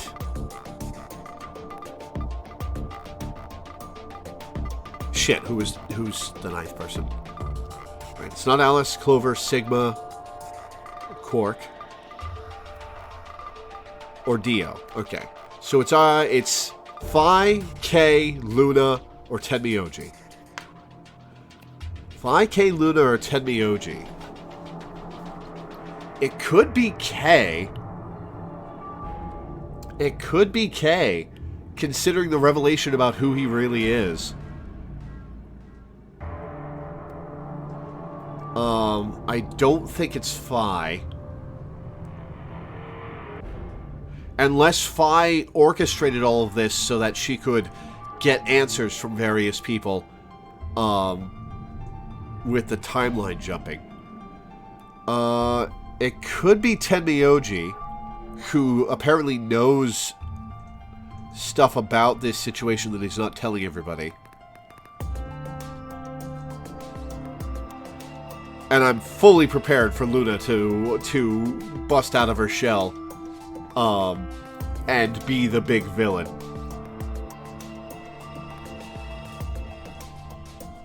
I mean, if you'd never been locked up in here, you never would have... This never would have happened. So it's like Zero killed you.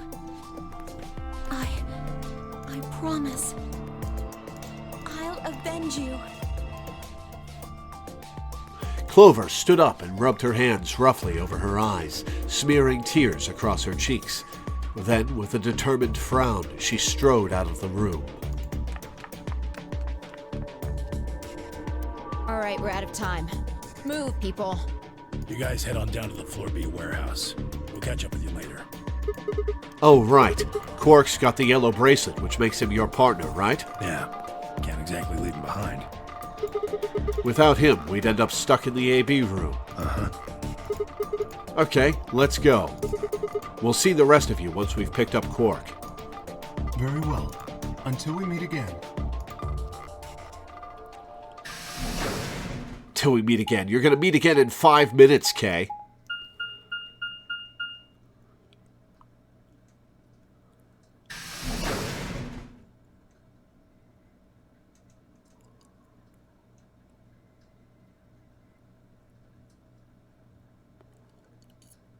Quark! Oh, he's up on his feet. Oh, right, we used the Accelevier on him in this timeline. You're awake! Yeah, I just woke up. Hey, where's everybody else? Oh, God. Quark. Tenmyuji's entire body shook with emotion as he drew closer to him. He cautiously laid a trembling hand on the boy's shoulder, almost as if he were afraid Quark would disappear in a puff of smoke the moment he was touched. When Quark proved to indeed be corporeal, Tenmyuji let out a cry and threw his arms around him. What's wrong? Are you okay, Grandpa? It's nothing. Nothing's wrong. I'm fine. But... Quark gave him a puzzled look. Tenmyuji didn't even notice. His face was a mixture of happiness and relief, and I could see tears twinkling from the wrinkled corners of his eyes. All traces of his usual gruff stoicism had vanished. I didn't want to interrupt such a happy reunion, but we were running out of time. Still, Tenmyuji deserved a few minutes. I left them alone.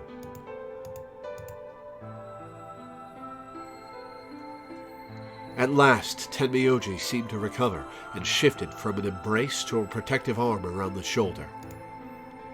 So, how are you feeling? Feeling? Well, okay, I guess. Was I sick or something? No. You're not sick.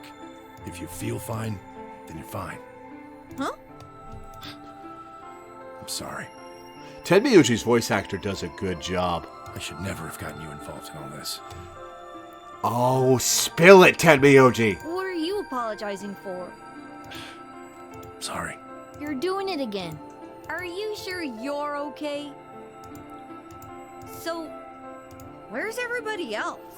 Mr. Sigma's here, but he's just been standing there looking kind of silly. Silly, huh? You guys are having a moment, and I'm here respecting that.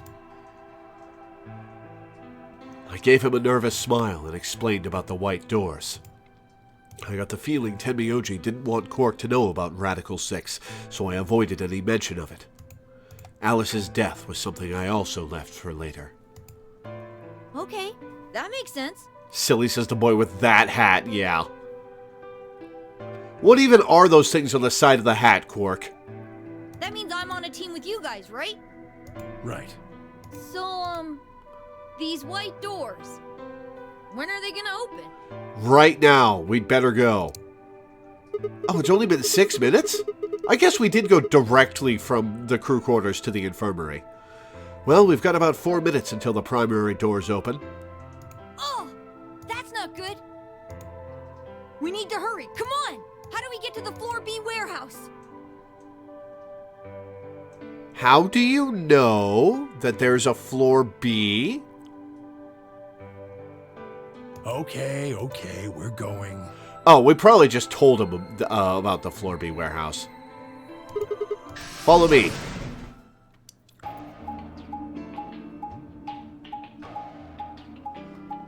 It's going to be interesting seeing Quark on his feet again.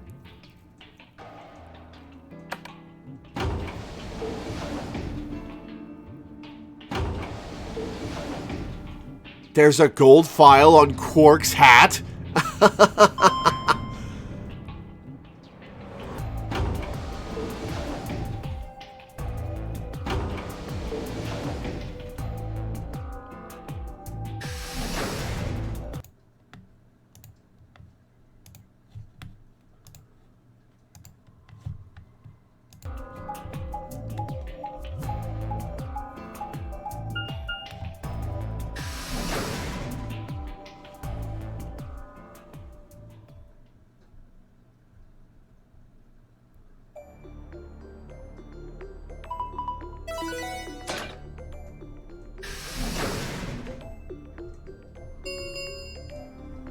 Chromatic doors have opened. 5 minutes remain until chromatic doors close. You're late. Where the hell have you been? Quark? You're awake! And fully recovered, apparently. I am also relieved to see you well again. Me too. Well, wait a minute. What are you talking about? I looked out at the others from behind Quark and held a warning finger up to my lips. There were a few momentarily raised eyebrows and some nervous coughing as everyone suddenly fell silent. Huh? From Quark's perspective, it must have seemed especially odd. Anyway, there isn't any time left. We need to hurry. But there are 3 doors. Which team goes in which door? All of the doors are identical for this round. So it doesn't matter. I believe it doesn't matter which team uses which door. Then we're taking the one in the middle. Why that one? You want a kill shot, you aim for the center. You're more likely to just miss the extremities. You would know, huh? That logic is flawed and more than slightly disturbing. Unfortunately, I don't really have a counter-argument, so center door it is. I suppose we could go with the one on the left. Is that okay? I mean, we could go with the other one if you want. Kay and Clover only nodded. Well, there's only one left. The door on the right. Any objections? Man, we got to the third set of games in this branch with everybody but Alice alive. All right, let's move. 30 seconds remain until chromatic doors close. Hurry it up, Vi. This thing's gonna close. I know. It's time we were going as well. Right. Sure. Come on, guys. There's no time to waste. Right Excited to behind get to explore with Quark and lots of alive people, yeah. Let's go. 2, 1, 0. Chromatic doors closing.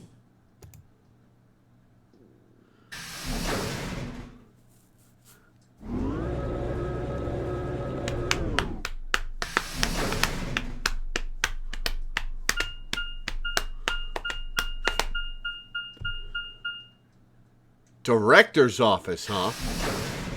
Oh no, is it... Alright. Oh, okay, I haven't been here. Oh no, I have. It's the 9th Lion Eats the Sun room. What's this place? Oh, am I gonna get the username and password from this puzzle room? Probably the office of whoever it is that's running this place. It said director's office on the door. So this might be Zero Senior's office. Maybe. Or maybe not. Well, which is it? Why the hell would I know? We should look around. If this really is Zero Senior's room, there might be some clues. Yeah, you got a point. Let's get started then.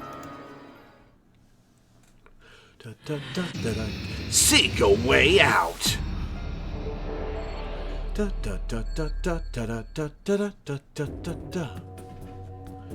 Alright. What's this? I checked it out earlier, but I think it's just a business card holder. A business card holder? That's a big-ass business card holder. Yeah, it's a file where you put business cards. They've all got these weird shapes on the back. I think maybe if you line them up in a particular way, then you'll get some sort of hint. Place the business cards in the correct order. By clicking one business card and then another, you can swap the positions. Well, I guess we can give it a shot.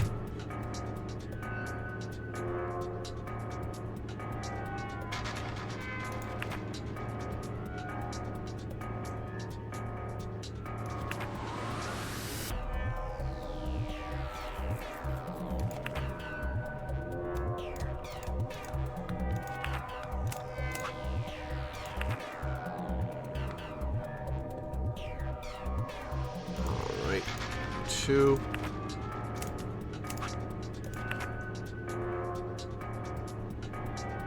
Oh wait, why did I do that?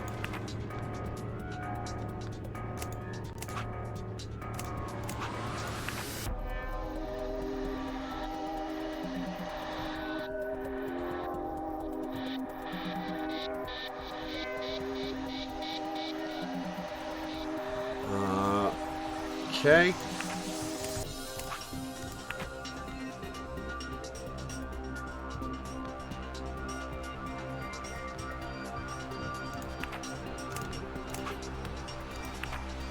Alright, book.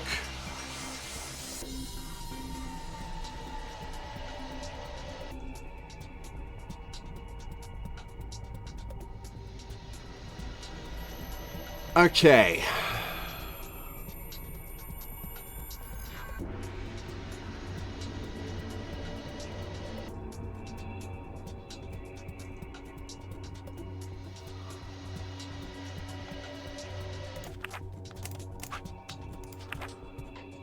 .343 book. Book 343. Maybe we swap it.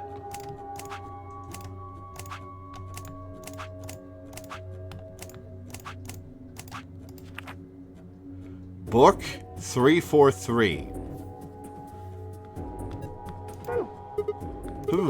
I don't get it. Maybe you don't have enough information. Alright, well, we'll figure that out. Need a key for this. Ah, it's not opening. Is it locked? Yeah, looks like it. I don't see anything that looks like a keyhole, though.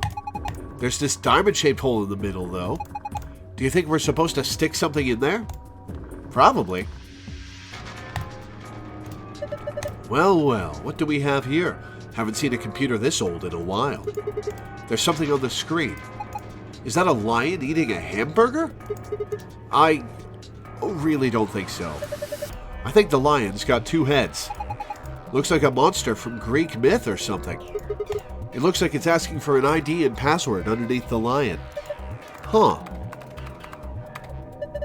The keyboard doesn't seem to be working, though. Oh, alright. I guess we can't enter anything, then.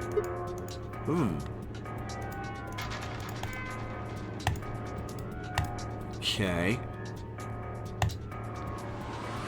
It's not working in this timeline, but it was in the other. Alright, what is this? What is this? One of the training machines you see on late-night infomercials? I think it's a facial recognition device. A what? You put your hands on either side and hold your face in front of that lens. Then it checks your face against whatever it's got in its database. So we bring a corpse here and use that then. Oh, huh. How did you know that? I'm in the salvage business. Every so often one of these babies shows up. It doesn't look like it's turned on. Yeah, nothing happens when I put my face in front of it. There's something to the right of the lens over there that looks an awful lot like a keyhole. If we had a key for it, you think maybe we could turn it on? I assume so. Alright, we'll come back to that. Bowlin! A balloon. You want it, Quark? I don't need a balloon. I'm not a kid. Yes, you are. Really? How old are you? I'm 20. What? No way. Gotcha. Balloon in the middle of the room. This globe looks like it's important.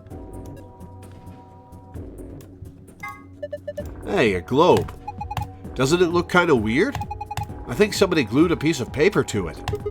Let's see if we can get it off then. I found a world map.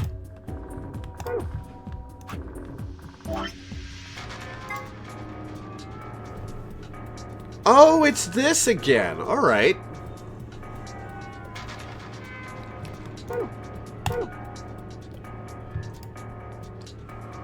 Can I open this? I can.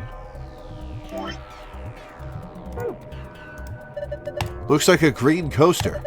The stain on there makes it look like something was sitting here earlier. So we put something on here to get the laser. Maybe we put the balloon on here and the laser pops it? The left section has a laser shining across it.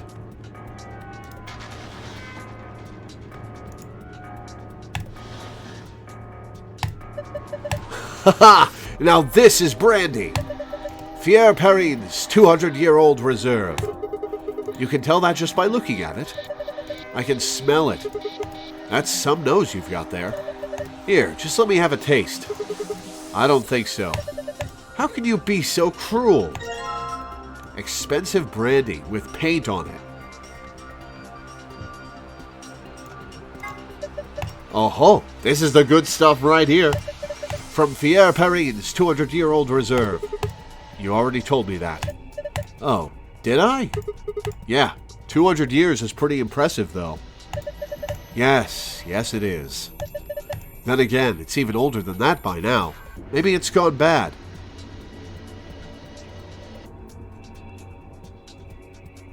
You know how long it's been, Tenmyoji. It's probably just like water now. I should drink. No! Oh. There's a screen built into the credenza. There's something on it. Starting up. Please wait. What is it starting? Beats me. Well, my money says that it just means it won't do squat if you mess with it right now. How about you go have a look at something else?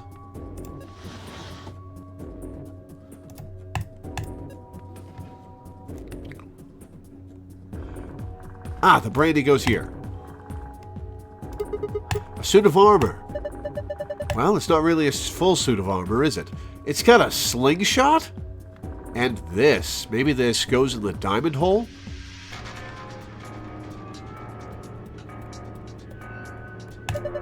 I mean, it's missing the helmet. So what would we call it? I'm not sure. Okay, well, I'm just going to go ahead and call it a suit of armor then. Suit yourself. Anyway, it's got some red paint on the neck and shoulder area. Are you sure it's paint? It could be blood. Hey! Don't say stuff like that! Being in a room with a headless suit of armor is creepy enough. Short spear. Okay, I know where to use that. Slingshot. Alright, let's use the slingshot on the balloon. Can't use the slingshot on the balloon. Can I stab the balloon? Cannot stab the balloon. Alright.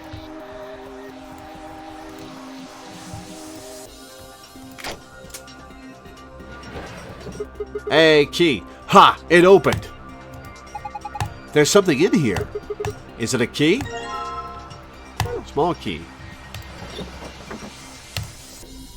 Alright, let's look over here. There's more stuff over here. Okay. There's some regular ass brandy. Let's use the facial recognition thing.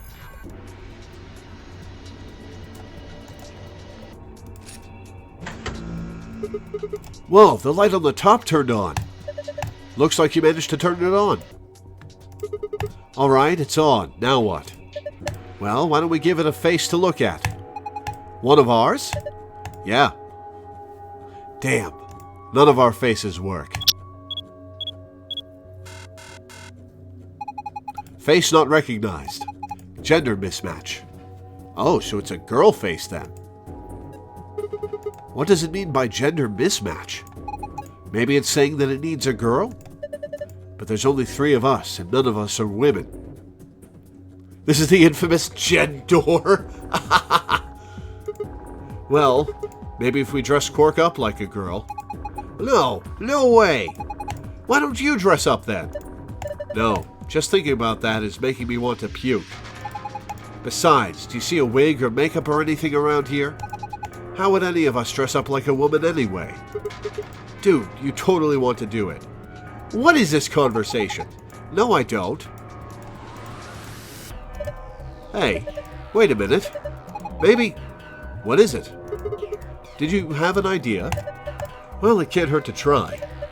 Yeah, definitely worth a shot. How long has he had that in his pocket? It looks like a piece of paper. No, it's a picture. Oh yeah, I remember him looking at that in the infirmary. I guess it's worth a shot. It's the old woman, isn't it? Ooh! Hi there! Well, there's the helmet. And there's stuff on the far side of that. Okay. Whoa! Oh my gosh! It's like we're in the villain's secret lair! Huh. Didn't think that would happen. So we're going to sit in the chair and pull that and spin around. I guess the recognition worked. Yeah.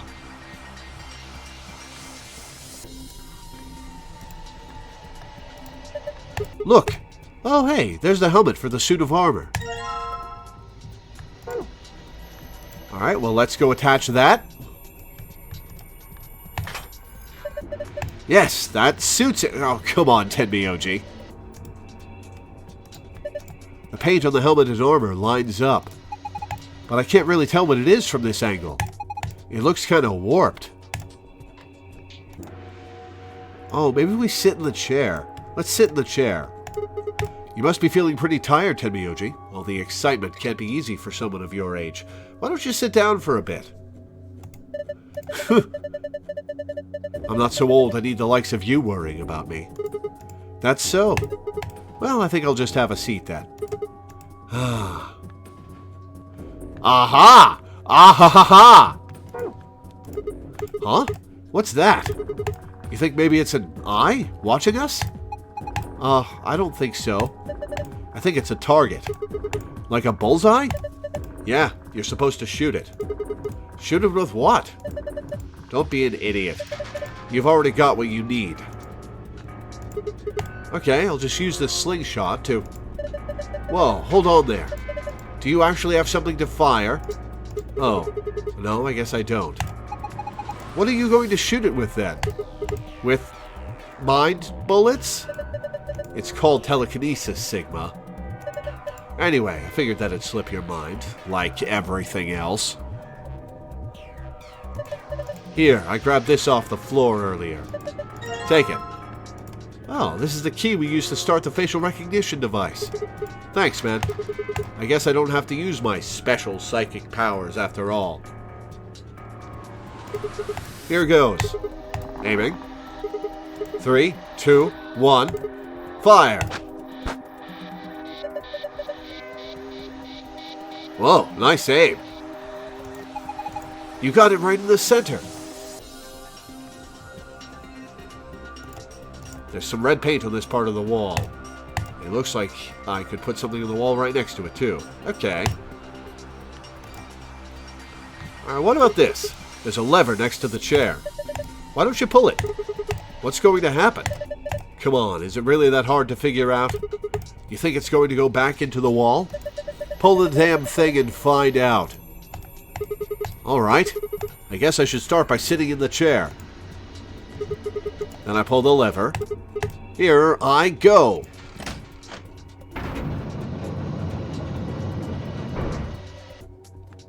P. There's a P painted on the wall in red paint. Alright, what do we have here? Oh, the battery for that tablet I saw over there. Looks like there's something on the table. Is that a battery? Okay. Can I look around? I cannot look around. Alright, back out we go. If I pull it again, the chair should turn back around, right? Ah, whatever. Not like I have a choice. Ha!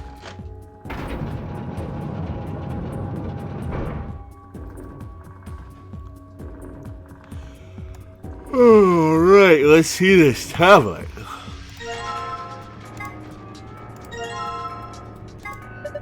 Looks like you got the tablet to turn on. Look, something showed up on the screen. Enter a 4-digit password, then press the enter key on the right. Ah, I don't get it.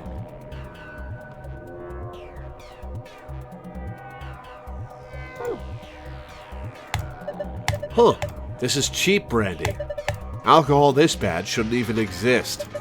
So I think it's best if I dispose of it safely with my...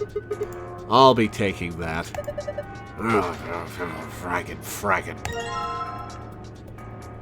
What happens if I... Cannot combine these items, damn.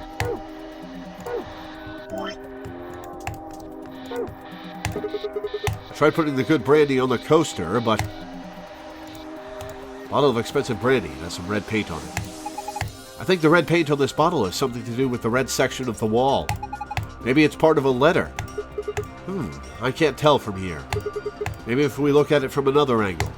All right, let's go sit in the chair. Oh, H! Literary analyses. Philosophy books.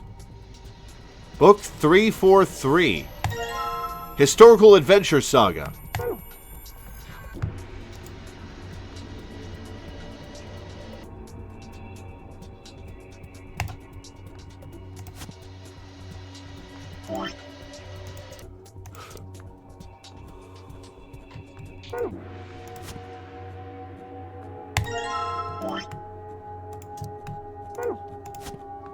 And this'll make an H. There we go.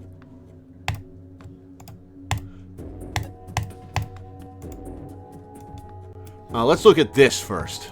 Can I look at that? No, I cannot. Okay. Give me that chair. Where's the chair? There's the chair. H something LP. HELP. Okay. I'll solve the rest of the puzzle and then input the password. What is this? What's this? Is it one of those vacuuming robots you see on TV? You got me. Looks like a machine of some sort. Well, is it turned on? Don't think so. Let's see if... Nope, no luck. Huh, nothing. Might as well give up. Yeah, let's go look at something else. We can always come back to it later. Right. Okay. Let's see what this is. Ah, this is like in the pressurization chamber. Man, this safe is really big. There's got to be like $100 billion in there. Huh, you're such a kid. Maybe they're just hiding something they really don't want people to see. Like some videos. I'm not sure I like the way you said that. Have we had a Sausage Fest team before? I think we've always had a girl in the room with us. In every puzzle room. I think this is the first Sausage Fest. Let's just open it up and find out. Ugh, I don't think... See? Is it locked? Yeah. There's a circular input panel on top of the handle. It looks like the one on the pressure exchange chamber's door. So if we just do the same thing we did then. Click the yellow guide ring. Other rings will appear to other points you can draw lines to. Click one of these other rings to draw a line connecting the two. Repeat the process until you have connected all three pairs. Remember, however, that the lines should not overlap or cross one another. Alright, let's do it. It's this again. Okay. Alright, what do we got? We've got white, blue, green,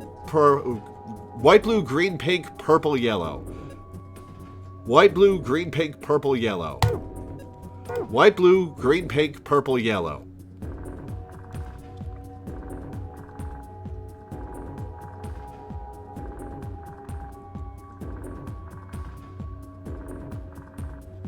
All right.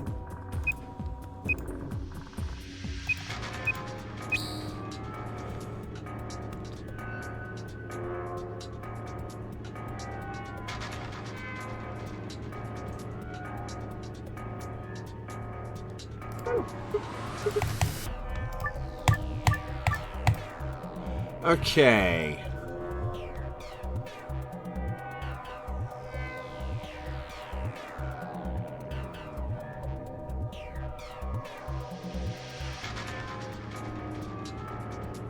Okay. I see how to do it.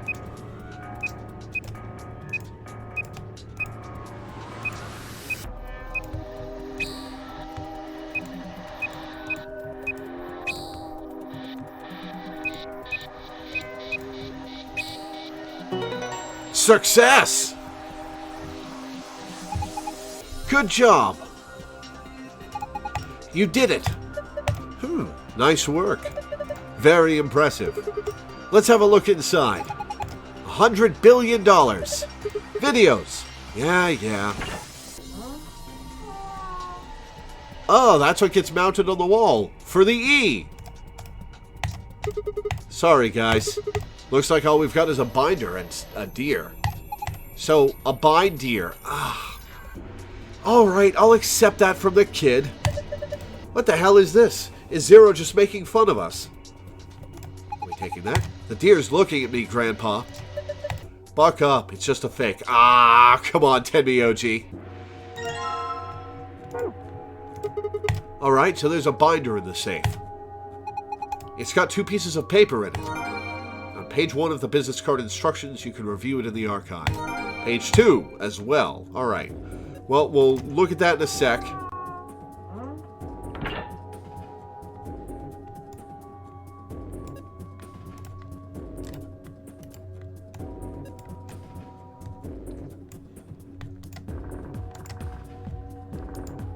There's some red paint on this part of the wall. Looks like I could put something on the wall right next to it, too. I have to examine the back of it. Mounted deer. Poor deer. Take a closer look. I think it's just a replica. You mean it's fake? Yeah. Whew. That's good to know. You know, there's some red paint on its neck. It's also got 2 pegs on the back of its board. Maybe we're supposed to put it up somewhere?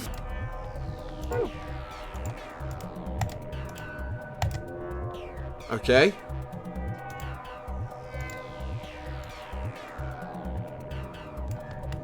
I have to click here. Ah, there we go. There's red paint on the wall. It looks like there's an outlet right next to it, too. Why would somebody put an outlet this high up? Well, it's probably not an electrical outlet. What is it, then? I think you're supposed to insert something into it. Like what? Maybe the deer? Yes, that's it. Remember how there are 2 pegs on the back of the mount? I'll bet they fit perfectly. Give it a try.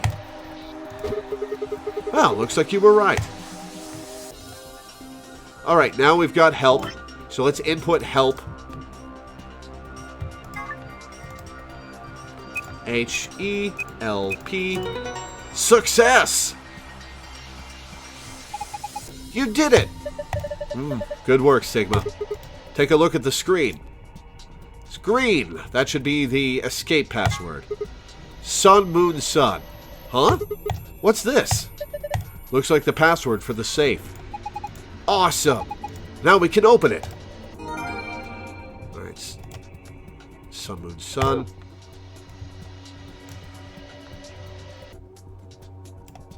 Let's see this. I'm going to write down that, because I'm going to do some other stuff in between, and I may forget. Sun, moon, sun. Okay.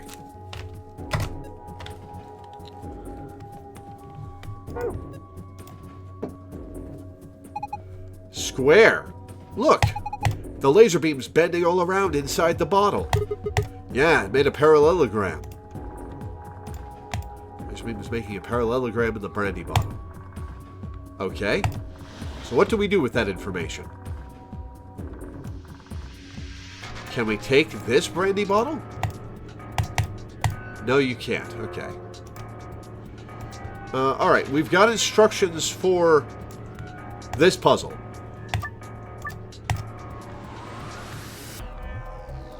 Monitor's on now for that shelf? Oh!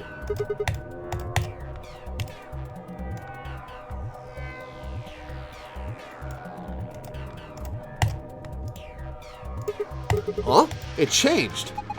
That looks like a puzzle. That looks like a puzzle. It is. It's a silhouette puzzle called a tangram. Move or rotate the triangles and squares to get the shape you need. Pressing the rotate move button will allow you to switch between move and rotate mode. You can rotate a piece by dragging it while in rotation mode. Dragging while in movement mode will move the piece in question. Once you've made the shape you want, press the check button. I have no idea what that is.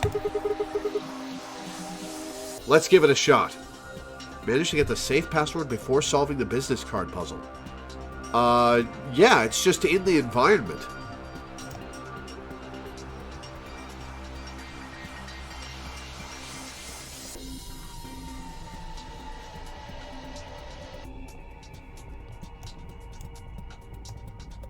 Alright, what the hell am I supposed to do with this?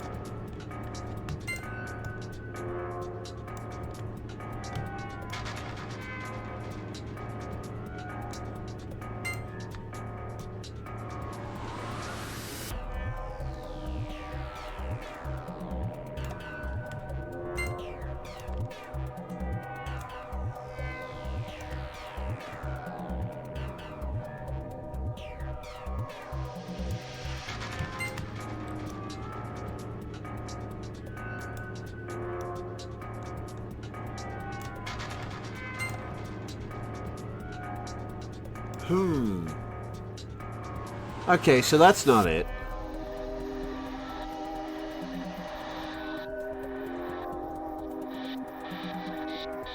Alright, we don't have any information about what we're supposed to do with this. So I guess I'll go do the business card puzzle.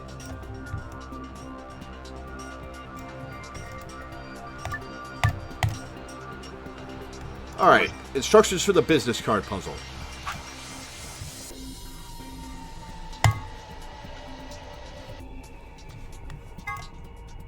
Carol likes being on the left and... oh, okay. So these are things I'm supposed to arrange. Bob, Chris, John.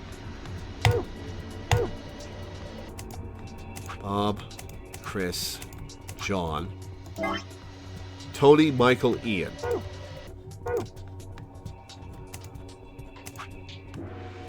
Michael, Ian. Okay. Carol likes being on the left.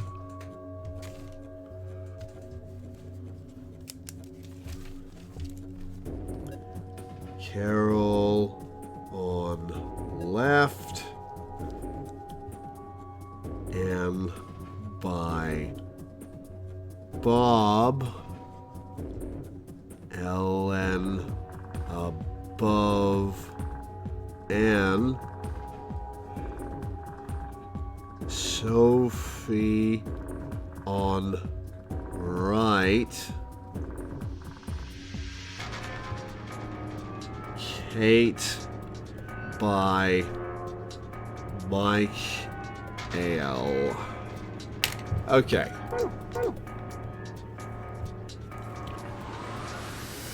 Alright, Bob, Chris, John, Tony, Michael, Ian are all in the correct places. Sophie on the right. And by Bob. So one of these. Ellen above and. So Ellen is one of these. So Anne is there. Ellen above Anne. Kate by Michael.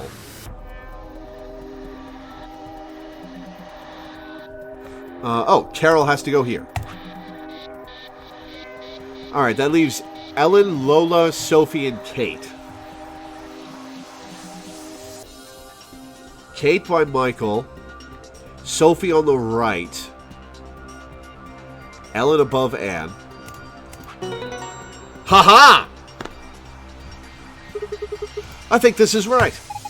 Then let's look at the other side. Maybe the shapes look like something now. Oh, this is for the tangram. Okay, let's have a look at the back of the business cards. Book 334. This is just the answer to... God damn it. This is just the answer to... make the H.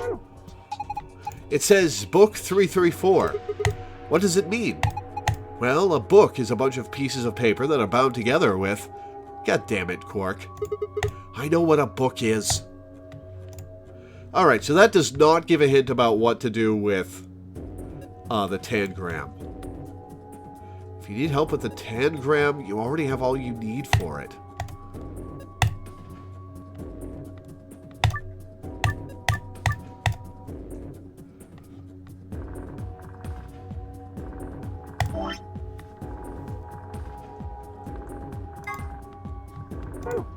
Okay, the only notes I've gotten in this room are business cards, and world map. So none of those are relevant to the tangram. It doesn't tell me what shape I'm supposed to be making.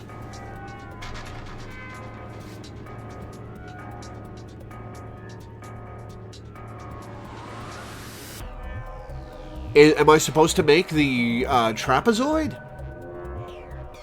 Like in the bottle? It's the shape in the bottle. Okay, so I was right the first time. I just need to figure out how to make that shape.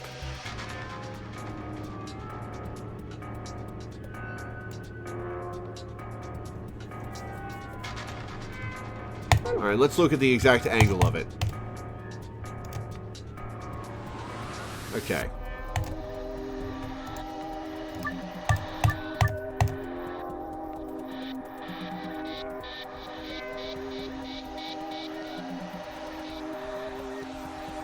Alright, so the long side has to be on the top and bottom, right? Yes, okay.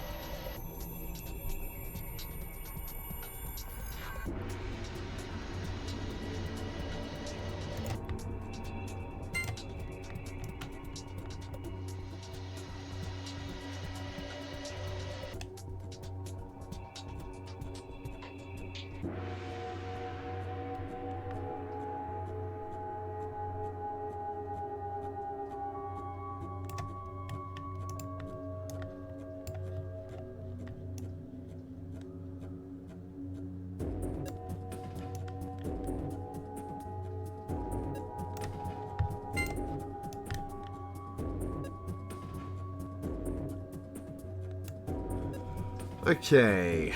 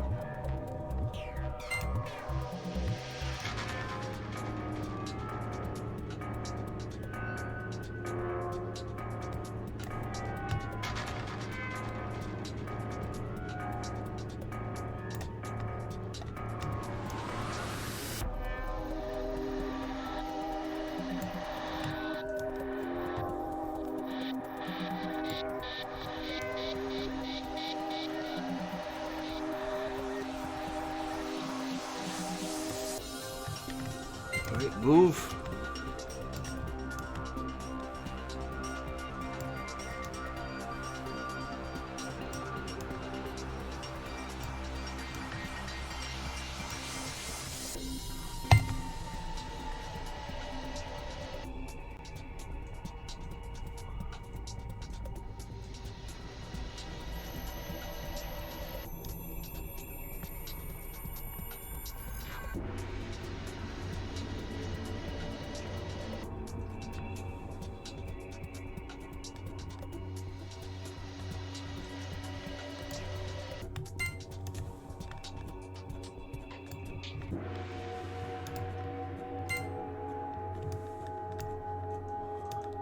Let's turn you.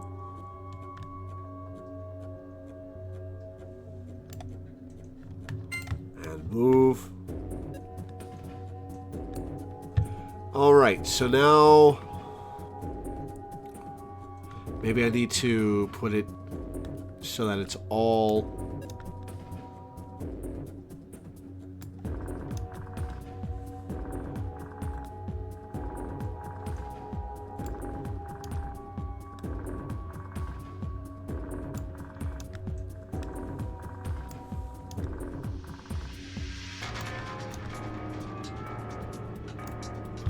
Alright, now I just need to start rotating stuff until it fits, right?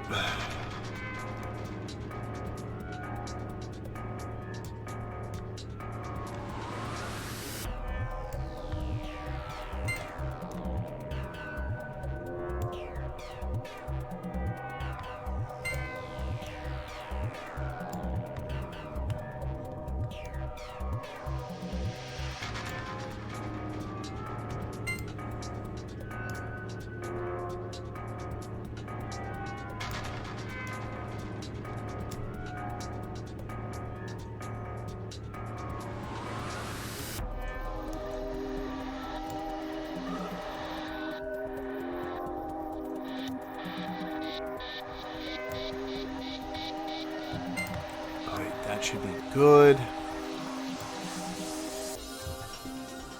There are puzzles that are mad because they're not clear enough, mad because of some weird design decisions, but this one is just finicky. Yeah, I already hate it.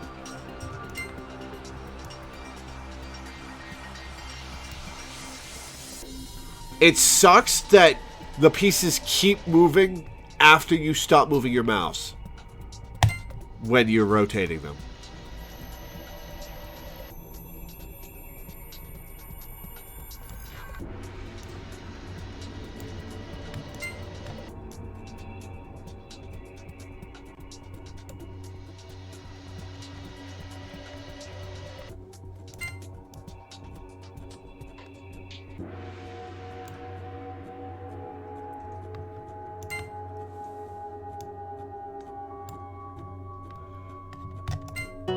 Oh, I had to press the check button. It didn't do it automatically. Okay, I had it right. Oh, yeah. Who's the man? That was amazing. How'd you do it? That puzzle was really hard. Well done, Sigma. That was pretty impressive. So, what do we get? Look, there's something on the screen. IILP? What does that mean?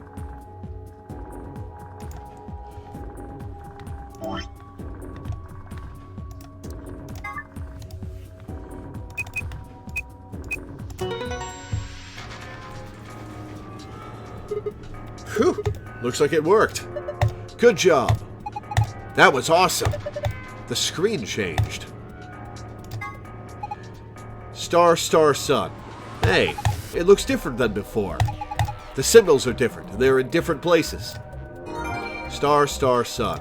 Okay.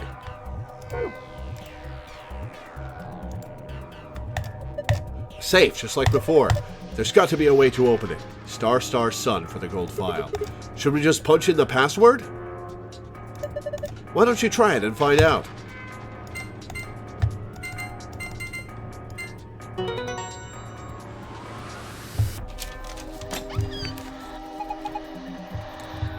Good job. It opened. Good work. Golden file. All right. Success! Well, that one didn't take that long. Whew! It's open. All right. Time to see what's in this safe. Hey, Mr. Sigma. Why is he whispering? I know that stuff's important, but aren't you, curious? About what? Grandpa's picture. The one in front of the facial recognition thingy. Yes, I am curious. Don't you want to take a look at it? But, come on, hurry. How does he not notice us doing this? It's going to be the old woman. So, who is this girl? Hey, stop. Akane?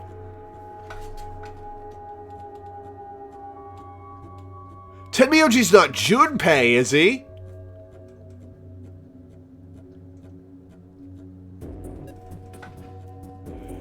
Tenmyoji's not Junpei, is he? Or Santa?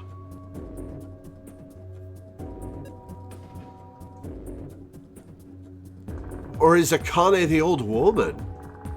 She's just a girl. Is she your granddaughter? Could have checked this at any point through this puzzle. Huh. No. Well, who is she then? Damn it. Fine. You've already seen her after all. Her name is Akane Kurashiki. I've been looking for her for a long time. Why? Because she's his first love. Oh my god, Tenmyoji is Junpei? Oh, no way! No, you've got it wrong. But you carry that picture everywhere. I don't think I've ever seen you leave it somewhere. And when you don't think anybody's watching, you talk to it. I've seen you do it. Ugh. Huh. Didn't mark you for a hopeless romantic, Tenmyoji. Look, it's not about love, and I'm not a goddamn romantic.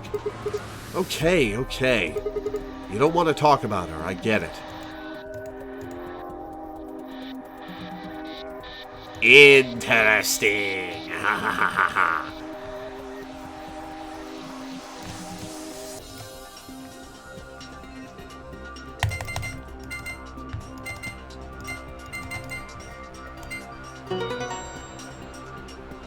I didn't even think to check that, yeah.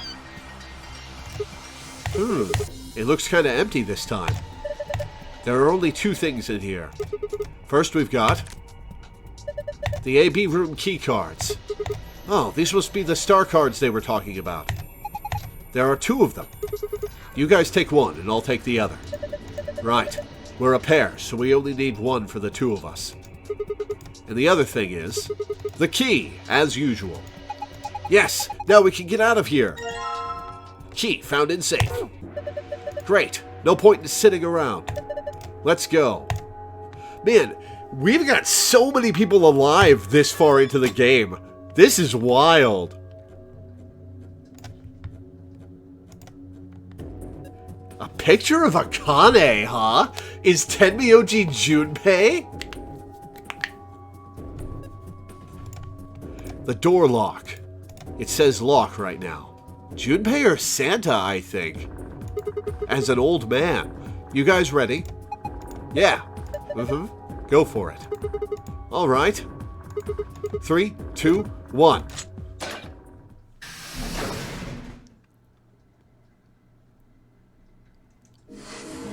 You found it!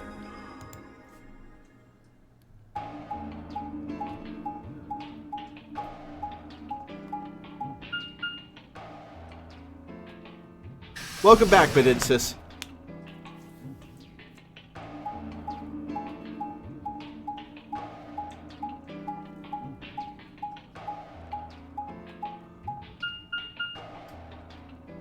No!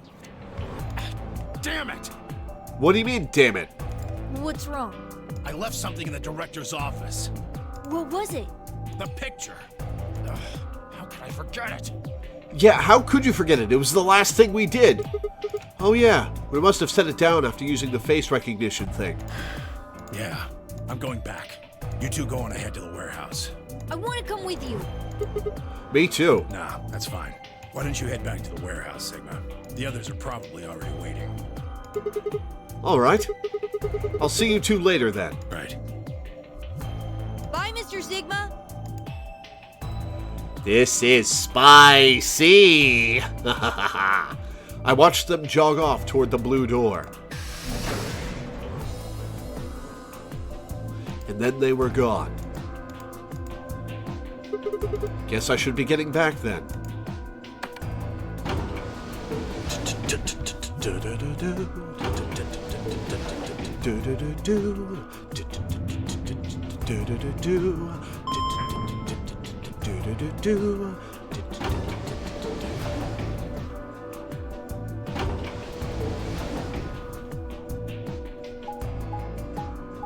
Be interesting seeing Tenmyoji interact with Clover now. Yeah. Yeah. Oh, no wonder he trusts her.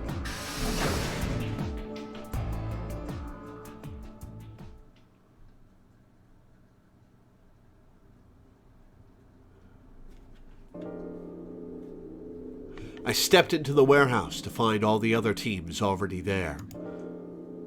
Kay and Luna, Fi and Clover, and Dio. The moment Dio spotted me, he dashed over to the rightmost AB room and slid his card through the reader.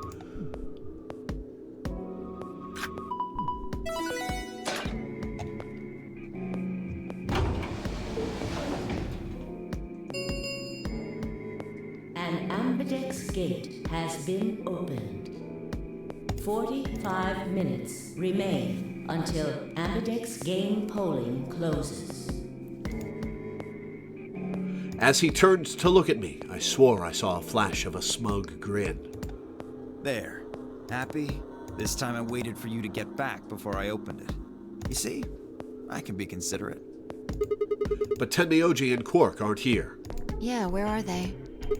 I guess they forgot something back in the room we found. They ran back to grab it real quick. And they'll be here in a few minutes. No big deal.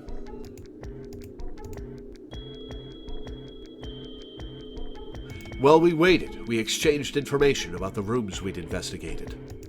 Unfortunately, none of it seemed very useful. None of us had found anything, and we were no closer to unraveling any of the increasing number of mysteries we were faced with. With that discussion exhausted, we sat down to wait.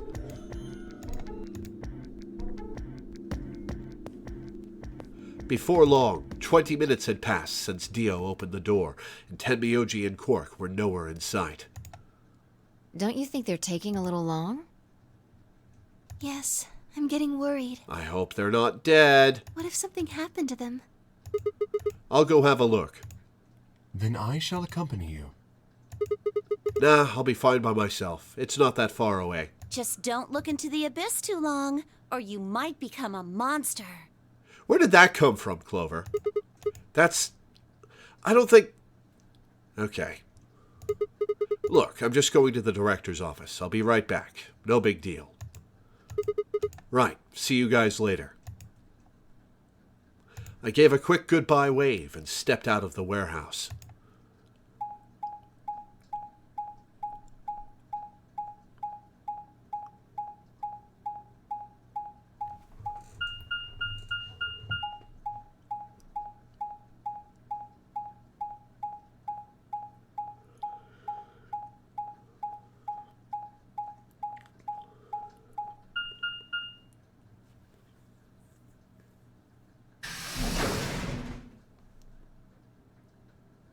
Director's office. What are we going to find in here?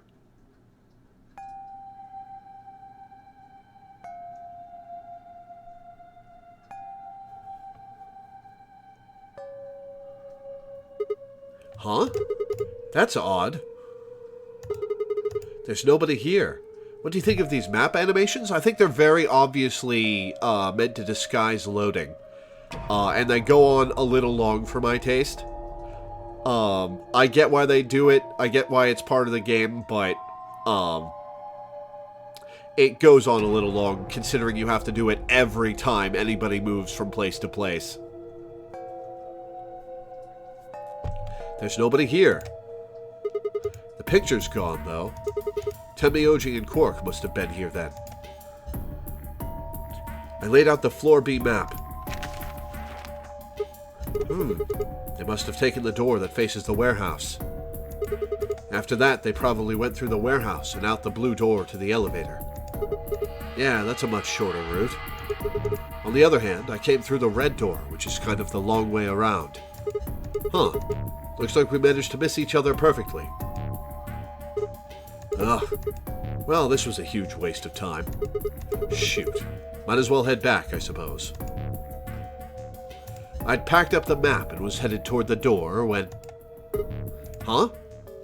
There was a light on where there hadn't been a light before. Oh, now I can enter the password, huh?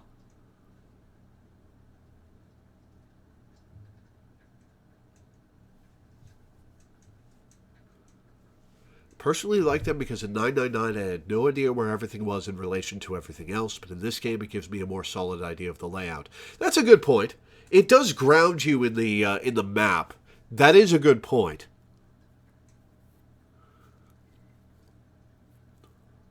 That is a good point, actually. And probably, as you're saying, carried over from a fix for a criticism people had about 999.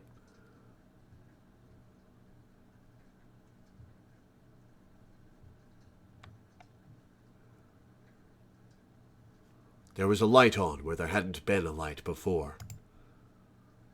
Oh, no, that thing. What? It's a teleporter. Why's that thing on? We messed with it earlier, but nothing seemed to work. I felt a sudden wave of inexplicable, nauseating dread. The light stared at me. I swallowed and edged cautiously toward it. The machine was in arm's reach now. I stretched my hand out toward it, slowly, slowly. Hello? So, you finally made it.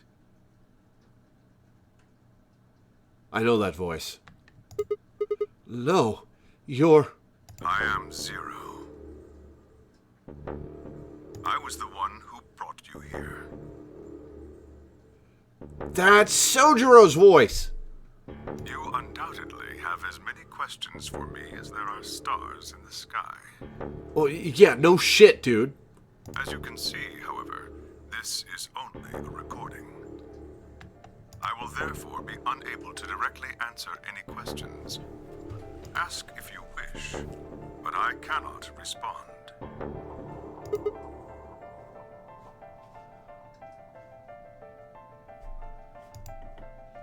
I considered taking a swing at him, but decided that was spectacularly futile and kept my balled fist at my side. Now, where to begin? Give me answers! There are many things I wish to tell you, but unfortunately, our time is limited. As such, the information I can provide is also limited. I have chosen two things of great importance to tell you. Okay, spill 'em. First, I will tell you about termites. Termites. Okay. In retrospect, I suppose that's a rather odd thing to say. I imagine you look rather bewildered right now. Perfectly understandable. The person who kidnapped you and threatened you with death is lecturing you about insects. Is this real? I wonder if this is real.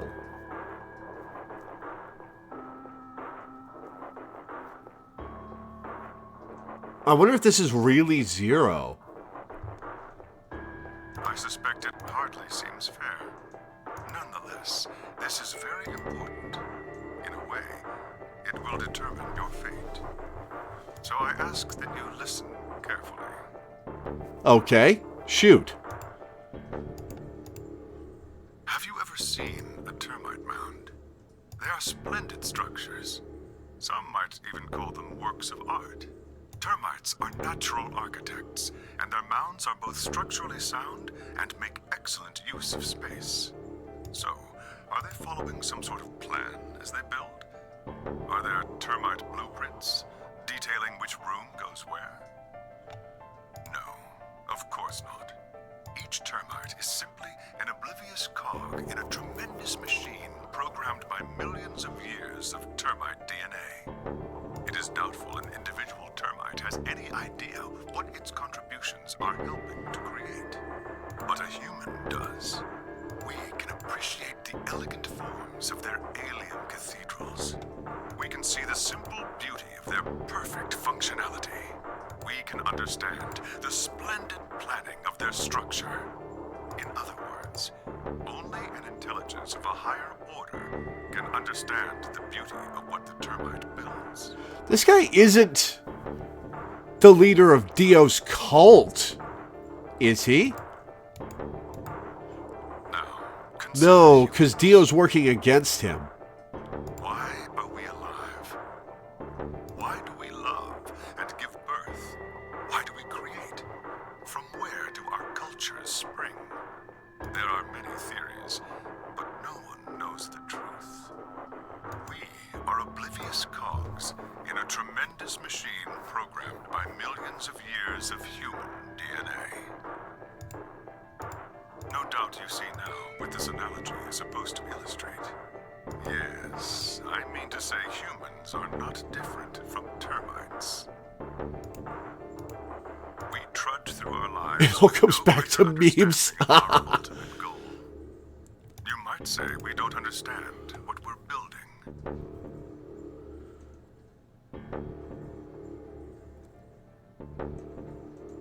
Only an intelligence of a higher order than ours can understand what we're doing. Imagine how we might look to such an intelligence. We may be building some structure so perfect and elegant, we can't even perceive it. Whatever it is, we've likely been building it on a dimension just above the ones we know since time immemorial. If we are like This is some termites, weird-ass then philosophy. what we've created is almost certainly something of tremendous beauty. And you are about to catch a glimpse of it. Alright, overload my brain. Or have you already? Well, that's enough on that subject, I think. Consider what I've said.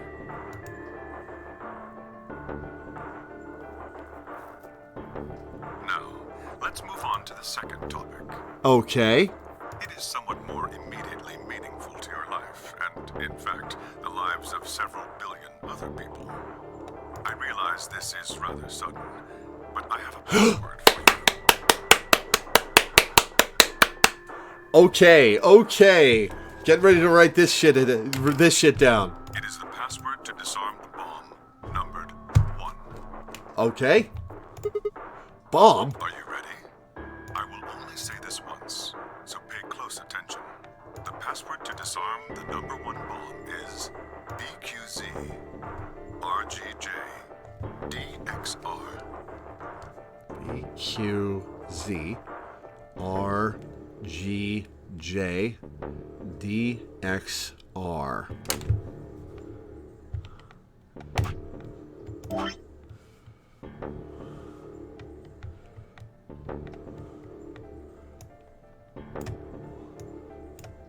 One bomb.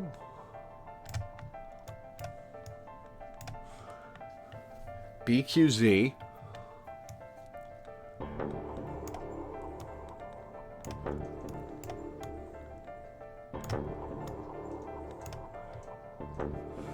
BQZ RGJ.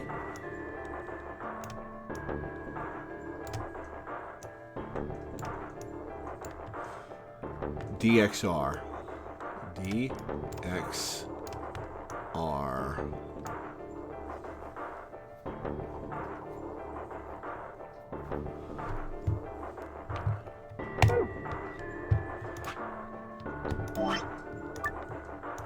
Save my memo. I had no idea what he was talking about. What bomb? Was he saying there were bombs too? If he'd guessed at my future confusion, he showed no sign of it. That is the last of the information this message was meant to convey. Before I go, however, I have a warning. You cannot tell any of your companions what you heard or saw here.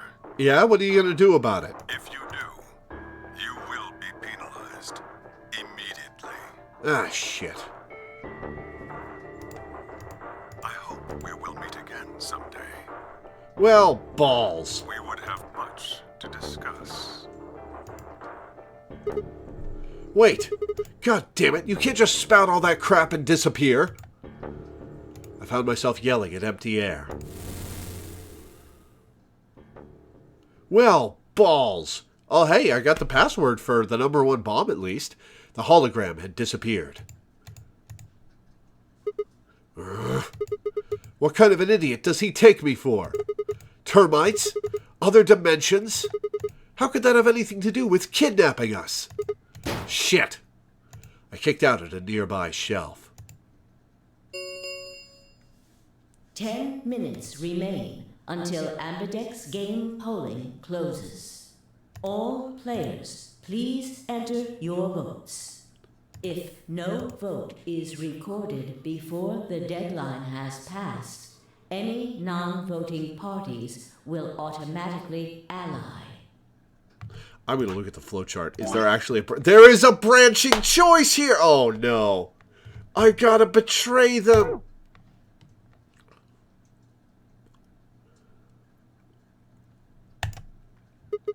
Oh, crap. I need to get back. Not like there's any point staying here. I spun around and ran out of the room toward the warehouse.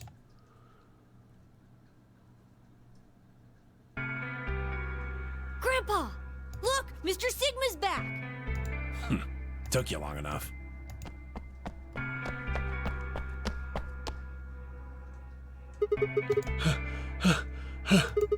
Where are the others? In the AB rooms. They went in already? Yep. Why didn't you two? Have you been waiting for me? Yeah! Grandpa said there was something he had to tell you before we voted, no matter what. Okay. Nothing that significant. Just wanted to tell you we're going to choose Ally this round. Oh, I have to betray them to get all the branches! That's it. And you had to tell me that no matter what? Seems kind of pointless. I mean, words are cheap. You can promise whatever you want. True, but we've got something to back it up. Just hear me out. Okay, go ahead.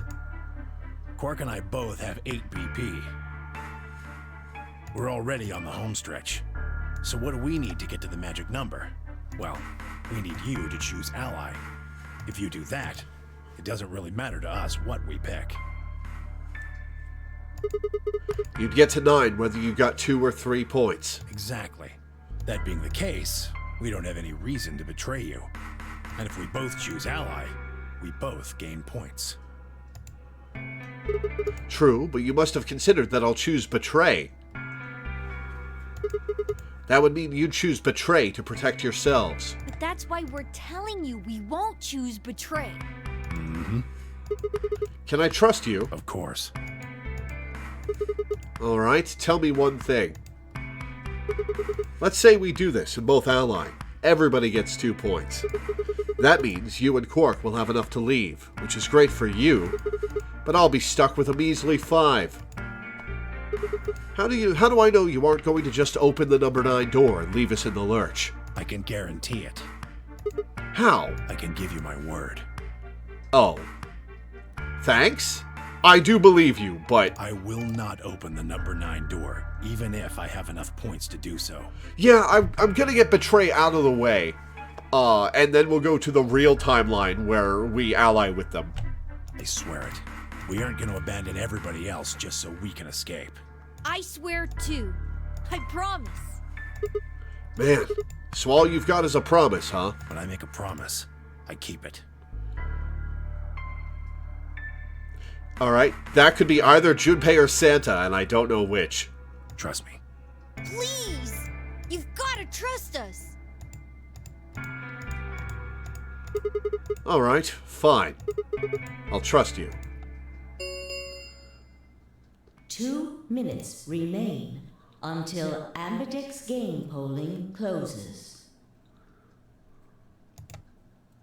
We're counting on you, Sigma. You gotta choose Ally! You promised! Alright, let's get this out of the way. With that, they turned and ran into the AB room, second from the right.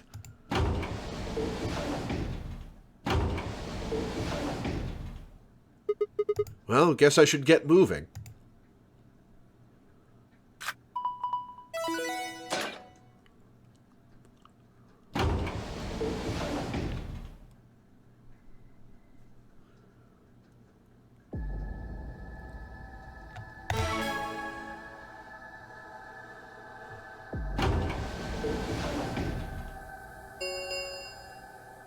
One minute remains until Ambidex game polling closes. I had a decision to make. Should I trust Quark and Tenmyoji? Well, I could believe they were telling the truth and still betray them. That would bring my BP to 6. I'd be that much closer to 9. And choosing Betray would guarantee that they wouldn't try and escape without the rest of us. Betrayal seemed like the safe bet. But... Please! You've gotta trust us! You've choose Ally. You promised. Let's get this over with. Tenmyuji I could betray easily enough, but Quark? What the hell was I going to do? 10 seconds remain until Ambidex game polling closes. 9, 8, 7, 6, 5, 4, 3, 2, 1. Let's get this over with.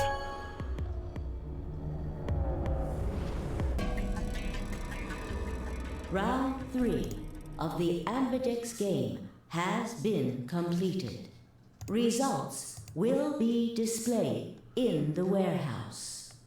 Thank you for your participation. Ambidex gates now opening. I hope this is a short dead end.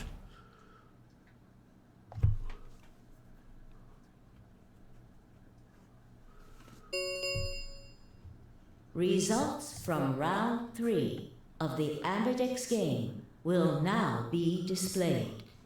Please direct your attention to the results screen.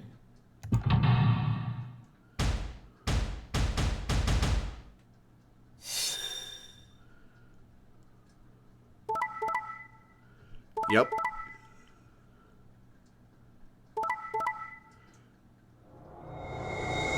Oh, so Clover can get out. Yep, Tenmyuji and Quark hit betray. Okay, so Clover can get out. That's going to be this dead end, I guess. Points have been assigned or subtracted accordingly. Please check your bracelet to see your updated bracelet points.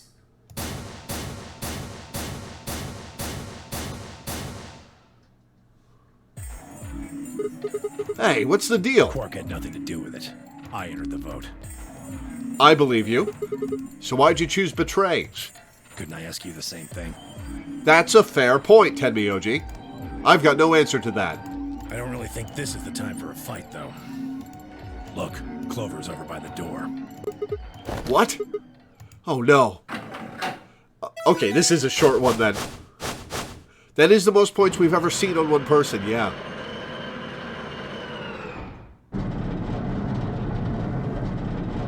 Alright, bye, Clover. The number 9 door. Fuck, she opened it. Ugh! Why? Clover, wait!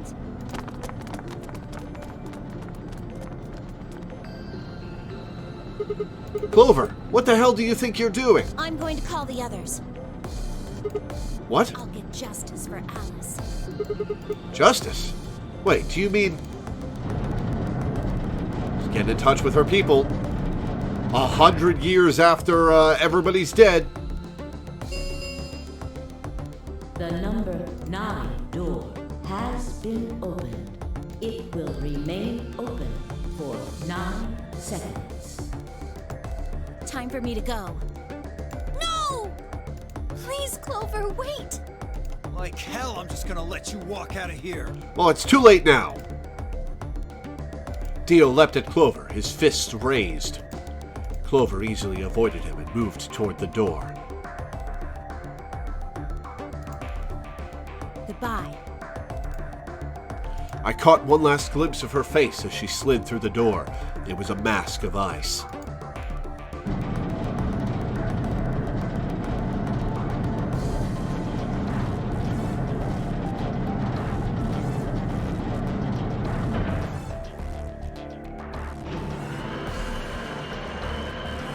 Yeah, like once somebody opens the door, you might as well let them leave. Unless it's somebody who deliberately was trying to damage people like Dio.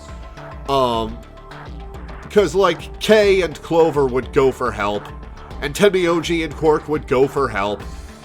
Dio, though, fuck him. Don't let him leave. This ends the Loreweaver game. Thank you for your participation. As the game is over, all doors other than the number 9 door have been unlocked. Escape is not possible.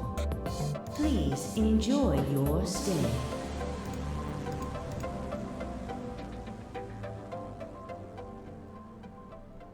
All right. Well, that was over with quick. Game over. Da, da, da, da, da, da, da. All right, let's ally and get betrayed.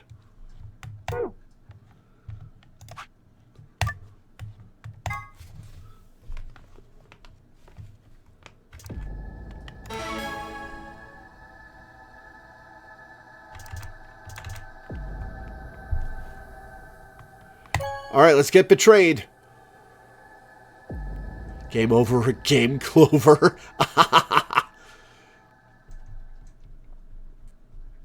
Results from round 3 of the Ambidex game will now be displayed. Please direct your attention to the results screen. Losers of the notary game get a consolation prize, a single fruit basket, to share between them. And then they get to live off of the rations in the pantry for the rest of their miserable lives.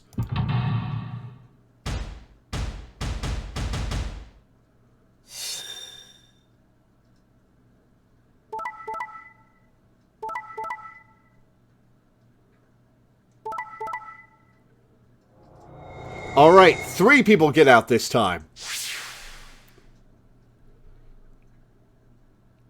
Points have been assigned or subtracted accordingly. Please check your bracelet to see your updated bracelet. And we end the game with Phi and Sigma having 1 point each. How appropriate.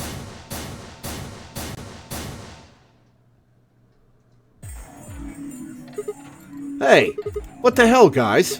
Why'd you betray me? Quark had nothing to do with this. I made the vote. Grandpa. All right, fine. Why'd you break your promise, Tenmyoji? I only promised you one thing. We wouldn't open the number 9 door, even if we got 9 points. What? So you're not going to leave? Not what I said. Of course we're going to leave. What? Look, see Clover over there? What? Don't tell me.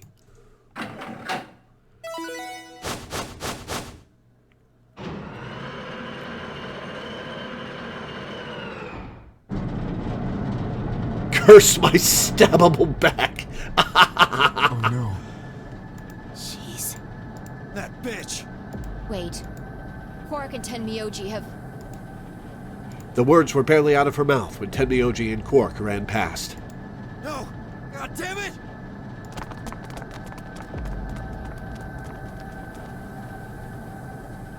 Clover, are you really going to leave? Well, yeah. Why else would I open the door? But why? I'm going to go call the others, so we can capture Zero Senior. Tenmyoji, are you and Quark going too? Yeah. Sorry about that. Sorry, everybody. So Sigma, happy? I kept my promise. Clover opened the door, not me. Fuck off! Like hell I'm happy. That's some shady shit, Tenmyoji. You say so. I have to get out of here, and that's that. He's got to pay for what he's done. He? Zero. You mean you know who Zero Senior is? Yeah. Oh no, Tenmyoji's about to get penalized. No point keeping it a secret now, I suppose. I know exactly who Zero Senior is. What?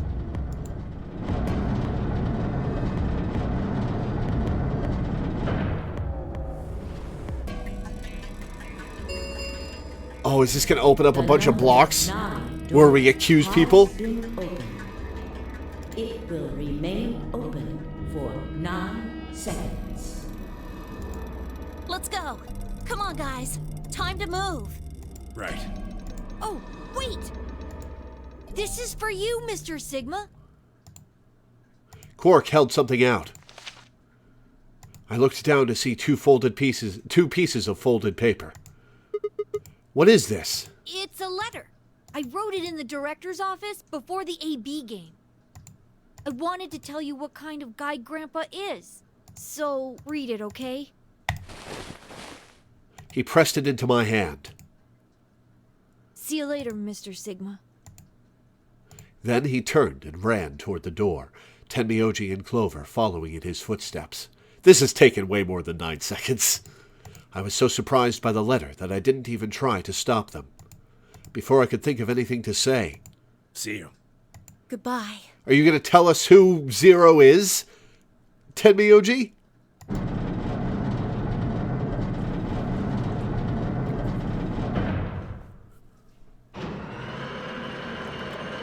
Nine seconds in Frieza time, fair enough.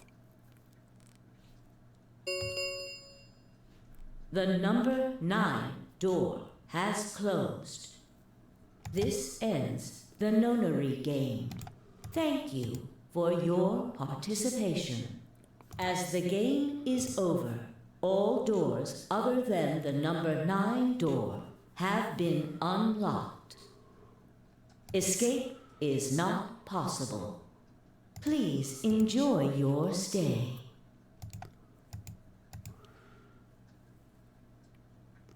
Am I going to read the letter? Okay. Shit! They're gone. All we can do now is hope they bring help back. Indeed. I agree. Alright, so you guys want to kill Dio now or later? I looked down at Quark's letter and slowly unfolded it. His handwriting was still slightly uneven, but he'd filled both pages with writing. I began to read. It was a really stormy day when he found me. Oh, he's not his biological grandpa. He said the rain was coming down so hard it almost hurt, but somehow he managed to hear a baby crying. I guess I must have been crying pretty loud. He took me home and did his best to raise me, but he'd never been married or had a kid before, so I think it was really hard for him. He couldn't figure out how to mix the formula, so he was always carrying the directions around with him. Also, I guess I was a pretty picky eater, so if he didn't get the water to formula ratio just right, I wouldn't eat it. I guess I was kind of a pain, huh? But he didn't give up, and now here I am. When he found me, I was really, really small, and he was worried that I might not make it. That's why he named me Quark. A quark is a really, really small thing, and I was really, really small too. Grandpa didn't need to worry though, because it turned out that I was pretty tough. When I was 1, he forgot I was sleeping in the bed of his truck and drove off. I rolled out and went off the back, but I didn't even get scratched. I started walking when I was 2, and when he wasn't looking, I fell down the stairs. I didn't get hurt then either. When I was 3, I got really sick. I had a super high fever for a week, but eventually I got better. I guess you could say I'm pretty lucky. Anyway, I didn't really have any more accidents after that, and I was a pretty healthy kid. By the time I was 6, I'd started helping Grandpa out with his work. His job was to gather junk from abandoned buildings. Abandoned because everybody's dead? Then he'd fix it up or pull out the useful parts and sell them. There were plenty of abandoned buildings, but finding good stuff in them was hard. You had to know which parts were useful, or you could end up wasting a bunch of time. Every time I'd find something, he'd explain to me what it was, how it was supposed to work, how to fix it, all sorts of things. Usually, though, I just wanted to finish up work so I could go to the theater. The theater came to our town once a week in a wagon. They'd show old news or movies. I went every single week, but Grandpa only went once in a while, and he'd only go weeks when they showed movies. Oh yeah, I didn't know that I'd been adopted until I was 7. One of the other kids on my block told me. I guess after Grandpa found me, he looked all over town to try and find somebody who'd take me. The kid from my block actually had a mom, and he'd asked her if she would take me too. I gotta admit, I was pretty shocked when I heard that. There weren't a lot of kids with parents around, so hearing that someone lived with his actual mom was pretty impressive. Yup, this is the Radical 6 future. I was also kind of surprised that Grandpa had tried to get someone else to take me. Did that mean he didn't want me? The kid who told me about Grandpa trying to get rid of me was a real jerk. He was totally spoiled, and he'd brag to everybody about how he had a mom. He liked to come up to me when I was working and say stuff like, "Must be hard not having a mother."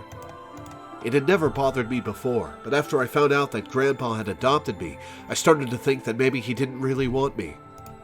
If I could work on my own, then he could get rid of me. I was scared to know the truth, so I never asked him. Then, one day, he took me to a bar in our neighborhood. During the day, of course. He went there sometimes to drink scotch, but I'd never gone before.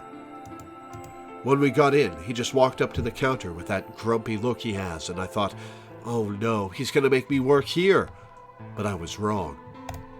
I saw him pass something to the bartender, and then he picked me up and set me down on a stool next to the counter.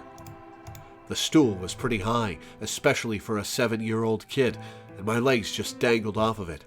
It seemed really, really high to me, and I was pretty nervous. Man, Quark's got some really small handwriting for this to fit on 2 pages.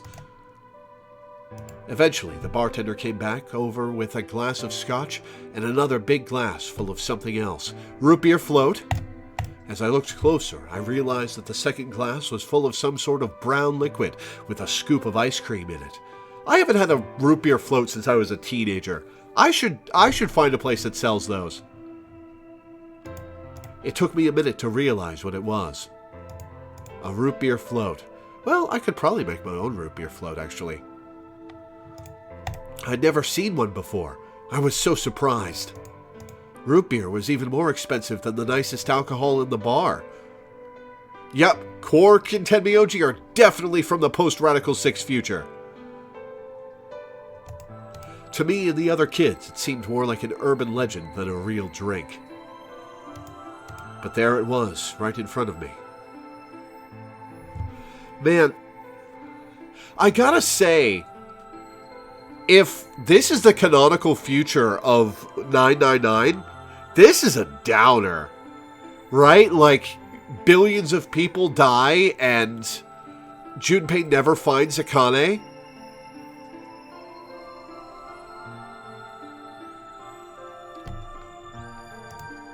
I stared at the float. I still wasn't sure it was real at that point, and then turned to look at Grandpa. And Clover and Snake get parted from one another forever? That sucks. He looked back at me. I didn't know what to do, so I turned to the bartender. He'd already turned around and moved off, though, so I figured he must have put the glass down in front of me on purpose. It still didn't seem like it could be real, and I was just staring at it when Grandpa told me to hurry up and drink it before the ice cream melted. His gruff voice sounded like an angel's. Is this really mine? He nodded. Words can't describe how awesome it was. I'd never tasted anything like root beer before. The creamy sweetness of the ice cream made my entire head feel light. I felt like the luckiest boy in the whole world. That's not an exaggeration, I really thought that. The root beer float was delicious, but what made me even happier was Grandpa. When I looked over at him, he was smiling. I know that's gotta be hard for you to imagine, but he really was. Right then, I didn't care whether he'd just found me and adopted me or not. Oh man, what if the old woman is Akane? What if the old woman is Akane? He'd bought me a root beer float. That made me way luckier than some kid who had a mother but had never tasted root beer. Of course, after we left the bar, he was the first kid I bragged to. So Grandpa and I were doing pretty good. Until the fight. I was in a super bad mood that day. I'd torn one of my shoes that morning, and some old drunk guy had yelled at me. All the junk I found was totally useless. The day was almost over, and I was fed up, so I just grabbed some random trash and took it back to the house. When I showed what I'd found to Grandpa, he frowned. He started going through each thing I'd brought back, explaining why they were all useless. I got really mad and just yelled, "I don't care!" Then he got mad, and I couldn't take it anymore, so I ran away. I was pretty upset, and I started thinking that maybe Grandpa had only adopted me so he could raise me to work and make money for him. After a while, I went and hid in an abandoned building, but by then I'd started to calm down and think that maybe I should go back and apologize. It had started raining pretty hard, though, so I decided I should wait for it to stop. But that was just an excuse. The truth was that I was nervous. Part of me knew I'd done something wrong, but I didn't want to admit it. The rain didn't stop, though, so I just sat there staring out at the gloomy, gray sky. I imagined Grandpa coming to get me. It kept raining all night, and he never showed up. I gave up waiting and decided it was time to go home. I was about halfway there when I heard somebody groaning. At first, I thought I should just ignore it and not get involved, but I went over anyway, and it was Grandpa. He was totally soaked, and I could tell right away that he'd been there for a really long time. Did he get wasted? I yelled, and he opened his eyes a little bit.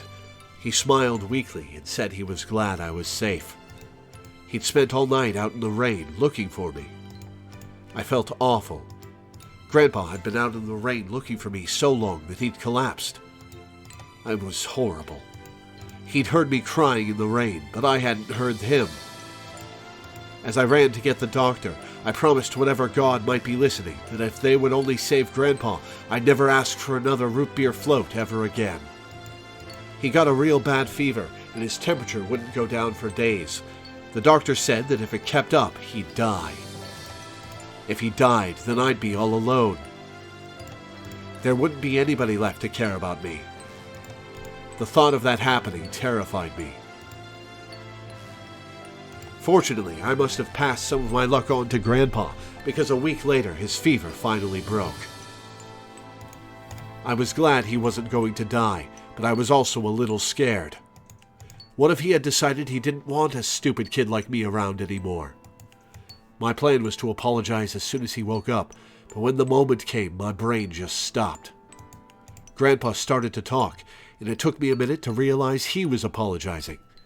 I didn't know what to think. He explained that he was an old man, and that meant he was probably going to die sooner rather than later. He was strict with me because he wanted to make sure I'd be able to make it on my own after he was gone, but maybe he'd been a little too strict. All of the things I'd worried about had been stupid and selfish. Grandpa cared about me a whole lot. He'd been worried when I ran off, and he'd gone out into the rain to look for me. I tried to apologize, but when I opened my mouth, I just started crying. I don't think I've cried that much since I was a baby. But he just smiled and patted my head. I asked him if he'd ever regretted adopting me. His eyes got all wide and he said, "Of course not." He told me that he was looking for a really important lady, and because of that, he'd had to give up on pretty much everything else in his life. But when he took me in and started raising me, he felt like he'd gotten some of what he lost back. That was when I decided I'd stay with him forever, even if he said I couldn't. Man, and he never got to find Akane. He spent his whole life looking for her. Oh, that's so sad. And that's the Quark ending, I assume. Alright. Oh, that's a Tenmyoji ending. In Root Beer Veritas.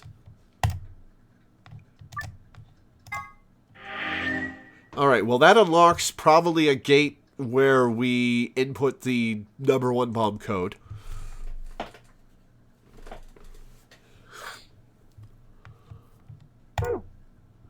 Okay. What gates have been opened? Nothing new. We just gotta do this one. You learned so much about Quark in the Tenmyoji ending, yeah.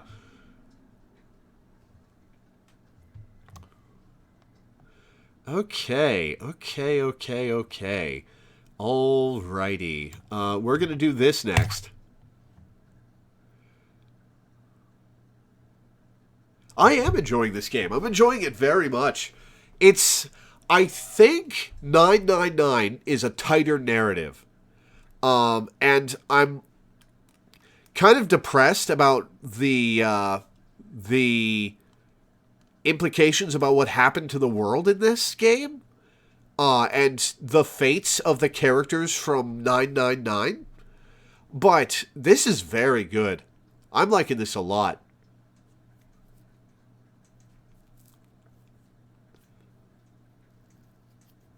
Yeah, I'm liking this a lot.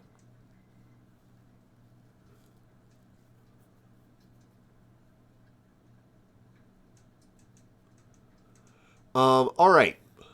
That's a good place to pause. I'm going to take a quick break, and then we'll do the final hour of the stream. From a story perspective, I can see why people like 999 more, but from gameplay perspective, 999 feels like a prototype of VLR. The thing about VLR is that it's super awkward to spin around the room. You have to move your mouse so much over and over again, and sometimes you're looking at stuff and there's almost no parts of the screen where you can click without zooming in on something. So I think that's done a little poorly, but the puzzles are good. I think these are better puzzles than 999. The beginning of VLR is kind of slow, but once you start jumping between different timelines to compare and contrast, it picks up for me. Yeah, the game's really picked up. The game has especially picked up in the last couple streams where we've been getting some spicy lore. Oh man, it has been spicy. Really cool revelations. I wonder if Tenmyoji is Junpei or Santa.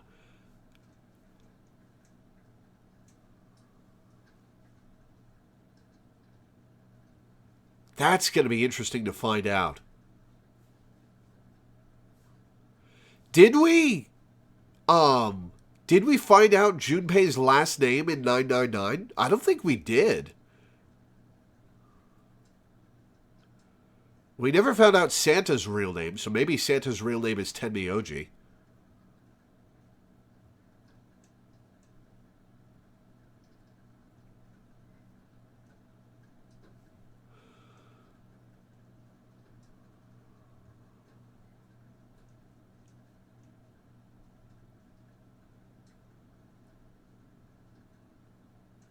Oh, Santa is Aoi, right.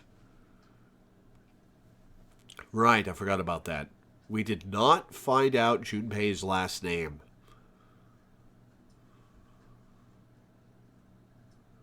Akane's last name is Kurashiki. So, Santa is Aoi Kurashiki.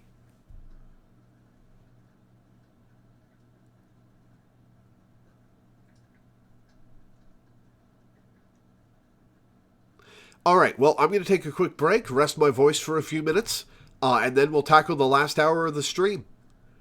Be right back.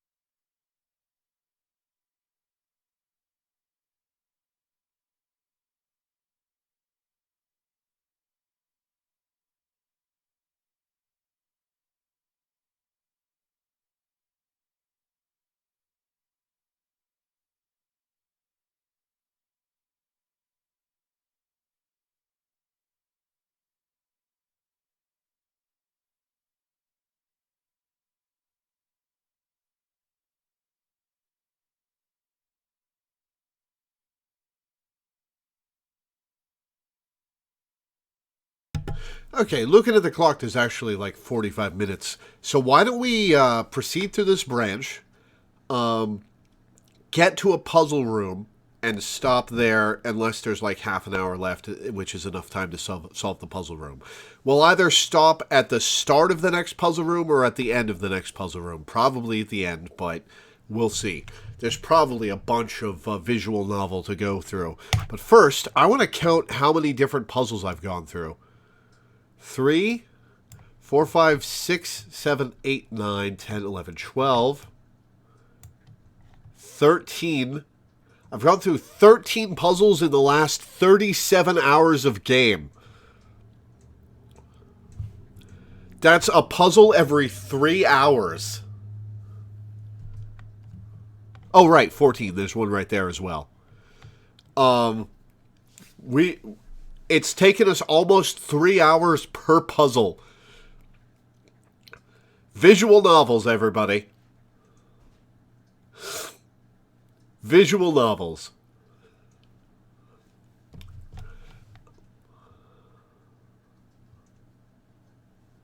Wait till Zero Time Dilemma?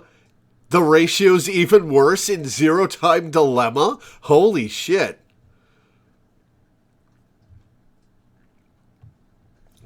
I heard that Zero Time Dilemma is also kind of worse than 999 in VLR.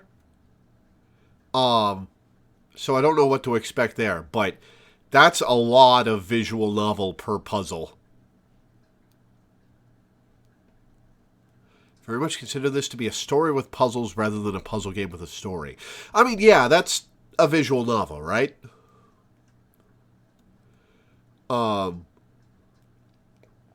Like, that's how visual novels work. They're story that is occasionally broken up by gameplay, rather than gameplay that is balanced with story or occasionally broken up with story. And like, there's nothing special about the gameplay in Zero Escape, right? It's just a bunch of puzzle rooms. The puzzles are clever. They're well-designed puzzles for the most part, but it's not any earth-shaking gameplay or anything. It's just story occasionally broken up by puzzles. And that's not a bad thing. It's very good story broken up by good puzzles, but it is kind of comical to think about the ratio, right? It's kind of comical to think about how much story there is compared to how much gameplay. And it usually takes me about half an hour to solve a puzzle room. So 14 times half an hour is 7 hours of the last 39. 7 hours of the last 39 hours of gameplay have been actual gameplay. That's wild. That is absolutely wild.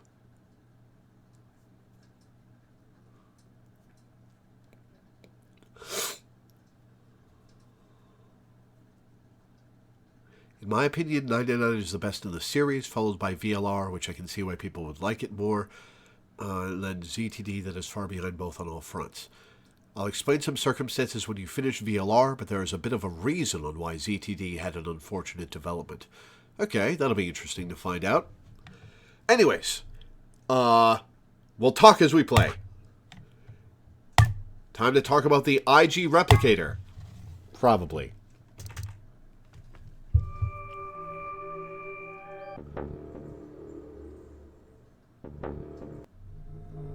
IG, immunoglobulin. Do you know what immunoglobulin is? It's another name for antibodies. Some people have antibodies that can fight off Radical 6. IG Replicator? Replicator makes it sound like it makes copies of stuff. So it's like a copy machine. Yeah, probably copies IG, whatever that is. Who knows? Any ideas? Ice cream by the gallon?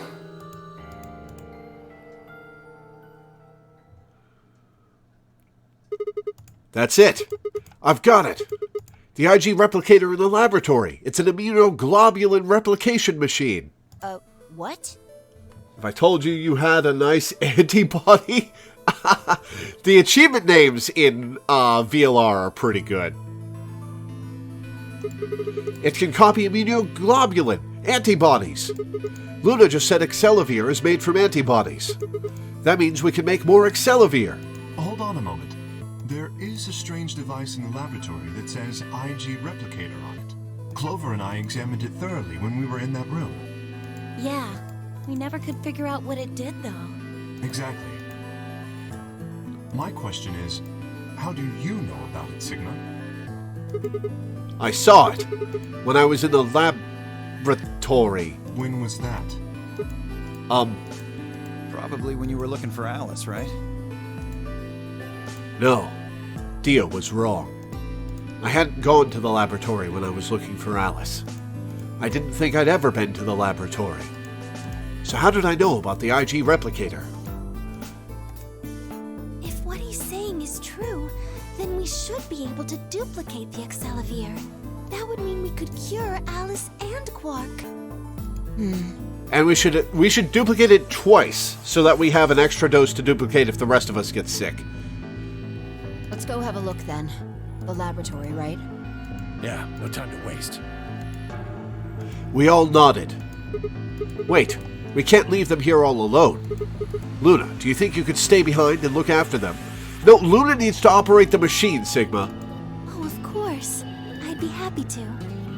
Also, we need somebody who can actually overpower them if they wake up and try to kill themselves again. Alright then, let's go.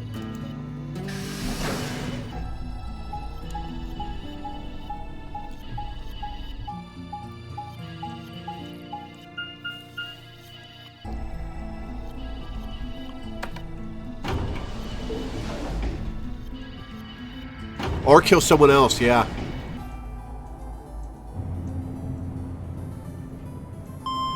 Is this the timeline where everyone lives? I wonder.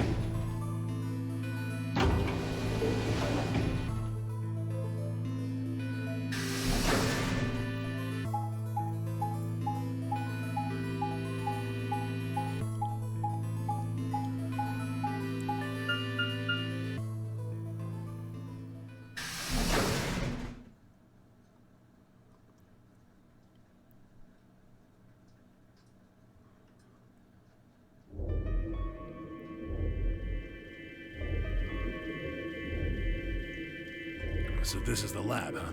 Yes. Where's this IG replicator thing? Right here. See? So this can copy the Excelavir? I think so. What are we waiting for? Calm down, alright?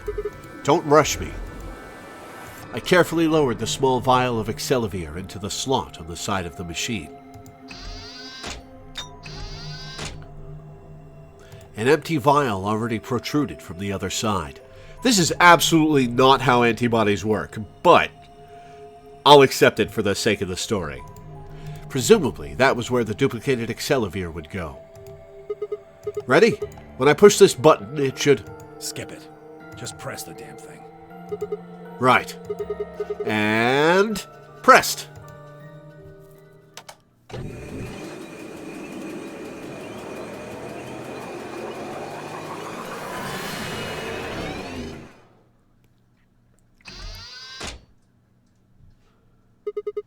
Did it work? The empty vial has something in it now. And the vial Sigma used remains as it was. It does not seem to have lost any of its contents. So, it worked? Would have been pretty bad if it hadn't. Alright, let's get this thing back to the infirmary.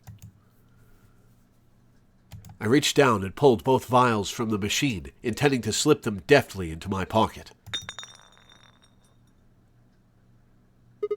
Ah, shit. What happened? Sorry, my hand slipped. You dropped one of them?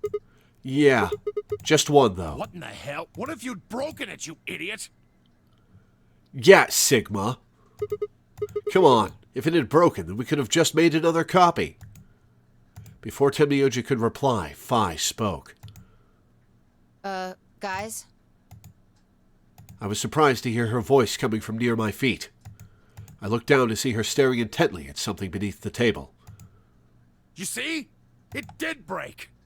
No, the vial's fine. See? She held it up in one hand, but didn't move her eyes. Then what the heck is going on down there? Take a look. Okay, what twist are you going to hit us with now? She slid back from the table, quickly and silently. The rest of us bent down to look. Oh, it's the number 2 bomb. A bomb? Whoa. Really? That makes 2 then. Guess Kay was right after all. Yeah, Dio, come on. You know about the bombs. So there were more bombs. So it would seem. Was this here when you guys came through the first time? No, it was not. Yeah, I didn't see anything, and I looked real hard. Then somebody must have said it while we were looking for Alice. Oh, now I'm a suspect. Who the hell would do that? We were all out looking for Alice. It could have been any of us. No, not any of us. I was back in the infirmary. Quark was still out, so I was keeping an eye on him. So we shouldn't consider you a suspect. Hang on, I'm going to look at a picture of Santa. Hang on. Hang on.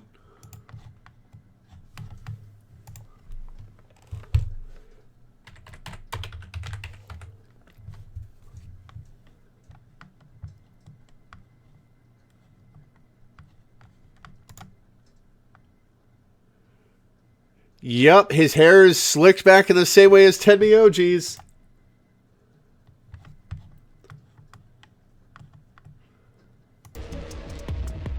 Is that right? Yeah, Quark's off the list too. But Tenmyoji, you have no proof that you spent the entire time in the infirmary, do you? What? You could have quietly made your way to the laboratory, planted the bomb. That's insane! Listen to yourself! There's no way in hell I'd have left Quark all by himself to go plant a goddamn bomb! Ted Miyoji was still staring furiously at Kay when Clover spoke up. Hey, what's this thing? I turned in time to see her grab something from under the table. It looks like a memory card. Ooh, all right. Where was it? Right under the bomb. It was down on the floor under the table. Could it have been put here by the same person who set the bomb? All right, let's put it in the display in the infirmary. There was nothing like it here when we examined this room. Do you think they dropped it accidentally? Unless it was left here intentionally, yes. I imagine so. What do you think's on it? Let's take a look. Could I see it for a minute? Yeah, I guess so. I plucked a card out of her hand and looked around the room. Nothing.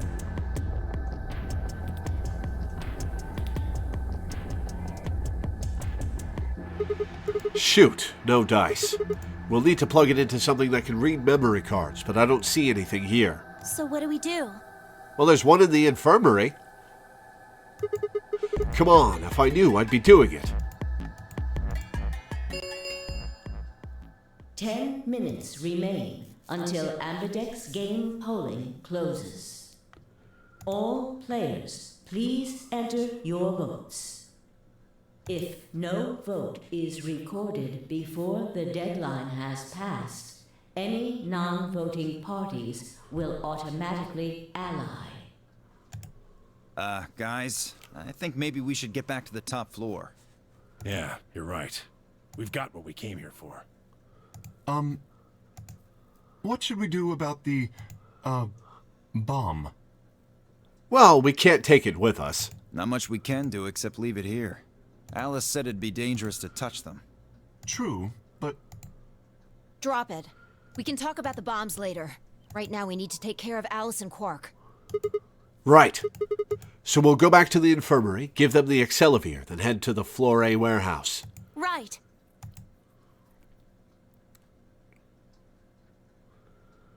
This ought to do it.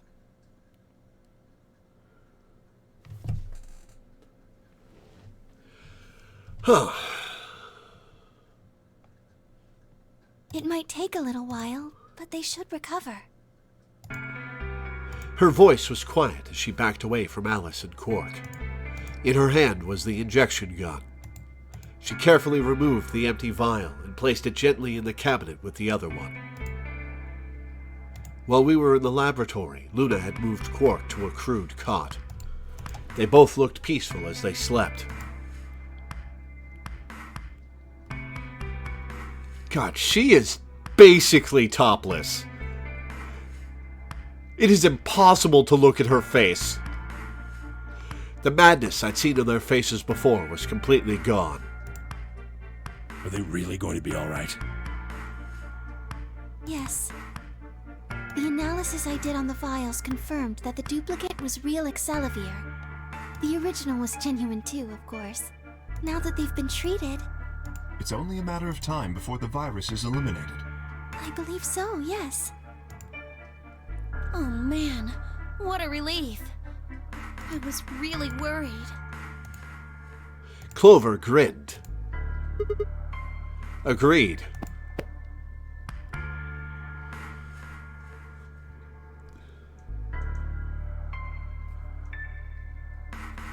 I gave her a reassuring pat on the back. 5 minutes remain until Ambidex game polling closes. All right, everybody. We can be relieved later. Right now, we need to get to the AB rooms and fast. Damn. Don't even have time to catch our breath. Come on, let's go. The Flore warehouse is waiting.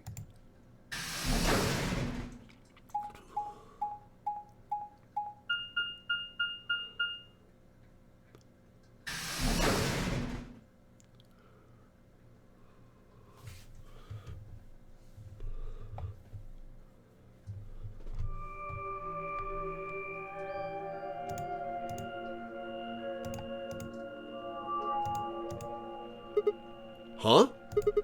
Where's Tenmyoji? Oh, he stayed back in the infirmary. What? Why? Well, when we were all heading out, I noticed he wasn't doing anything. So I asked him if he was coming with us. And this is what I got. I'm still worried about Quark and Alice. I think I'll stick around and make sure they're okay. I see. That means that Phi's only opponent will be Dio. One-on-one, huh? Ugh. That's cool.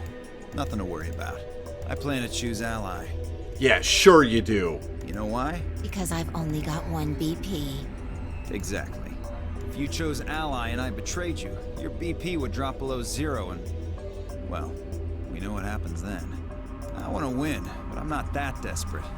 You see what I'm saying, right? Tenmyoji and Dio are a pair.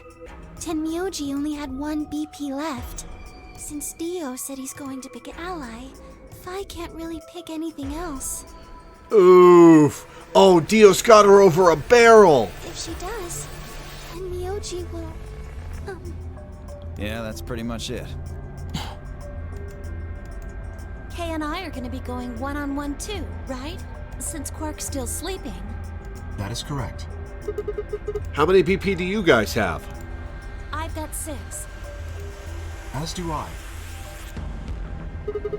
This'll be a tough one then. If one of them can get the other to Ally, and then betray that person, the betrayer will have 9 points. Look, Kay, I know you don't really have any reason to trust me, but... I know. You would like us both to vote Ally, yes? Yeah. I agree. If we were to both betray, then we would gain no points. We would lose nothing either, but that's hardly relevant. If both of us cooperate, then we will both gain 2 points, which is much more beneficial. Right. Okay, good. You're really gonna do it, right? Yes, Promise? promise. 1 minute remains until Ambidex game polling closes. Shit, this is bad. We need to move, now! Indeed. Shall we? Dio, Kay, Phi, and Clover all took off immediately, heading into different AB rooms. Counting from the left, Dio went into room 3, Kay went into room 4, and Phi and Clover went into rooms 5 and 6, respectively. That left Luna and myself. What do you think about taking the one on the far left? Well, you don't really have a choice anymore. Sounds good.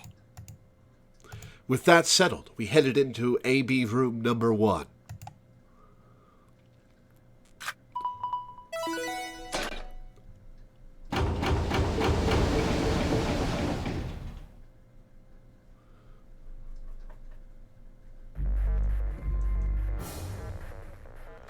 Alright, we're gonna do betray first.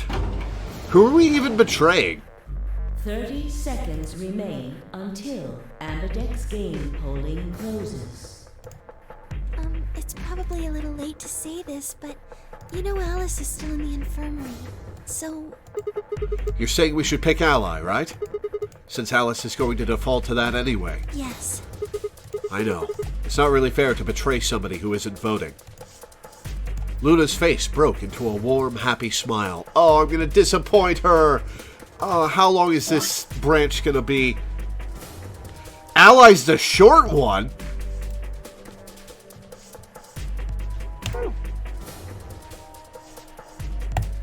Not to be sappy, but it was like a ray of sunshine on a cloudy day. I grinned back at her before I knew what I was doing. For a minute, the notary game didn't seem so scary. 10 seconds remain until Ambidex game polling closes. 9, 8, 7, 6, 5, 4, 3, 2, 1. Alright, let's disappoint Luna. Round 2 of the Ambidex game has been completed. Oh yeah, I should have allied for the end of the stream, you're right. Results will be displayed in the warehouse. Well, I haven't saved in a while, so it's too late now.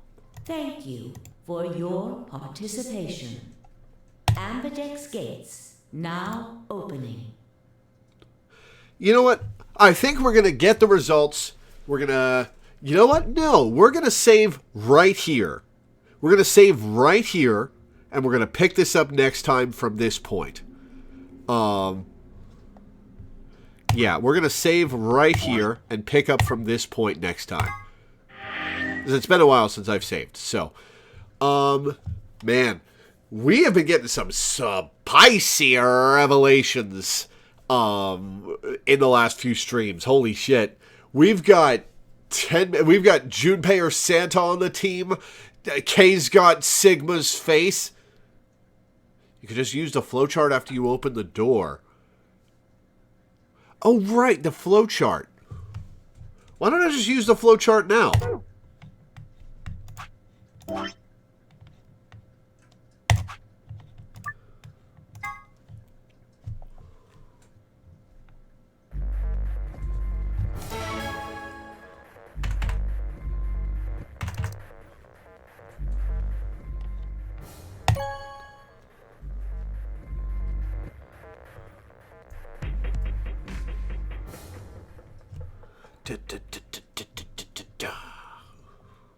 Luna and I stepped out of the AB room. All right, let's go have a look at the results. Okay. Results from round 2 of the Ambidex game will now be displayed. Please direct your attention to the results screen.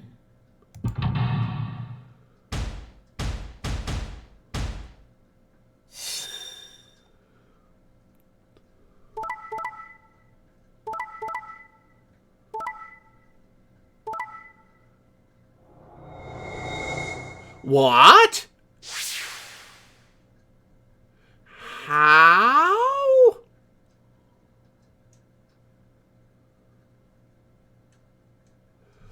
How did Alice betray? Is she already up?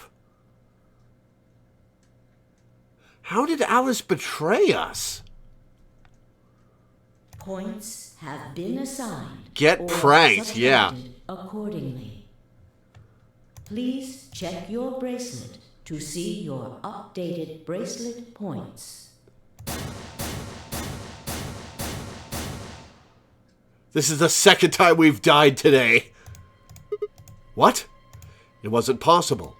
I blinked, rubbed my eyes, and looked again. No, that's not possible. How can Alice's vote be betray? It was a question I would never know the answer to. There was a sharp, quick pain in my wrist, barely even noticeable. I couldn't feel anything flowing into my veins, but I knew it was there. First would be the anesthetic Sopero. I blinked and my vision started to blur. When I tried to think, it felt like my mind had been stuffed with cotton. My legs began to wobble, then gave out entirely as I crumpled to the floor. Sigma! Sigma! Hang on! Oh no! Sigma! Get up! How did this happen? Sigma! Sigma! Oh, don't pretend you're concerned, Dio. No. Why? My eyelids felt like they were made of lead, but I forced them open. Everything was growing blurry, but I noticed that the door of the second AB room was open. No one had gone into that room. I'd watched them all. And yet, there she stood, an apparition that couldn't possibly be real. Alice. The world was gradually going black, and my mouth refused to form words, but my head echoed with questions. How? Why? What was she doing there? This is a much better point to end on, yeah. Had she run in at the last moment after Luna and I entered our room? But even if she had, why choose betray? Then the darkness closed over my mind as well, and my questions were gone forever.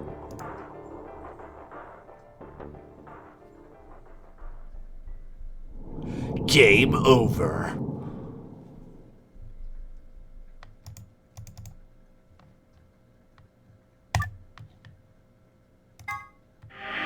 Lol, Lamau even? Yeah, what the hell, Alice?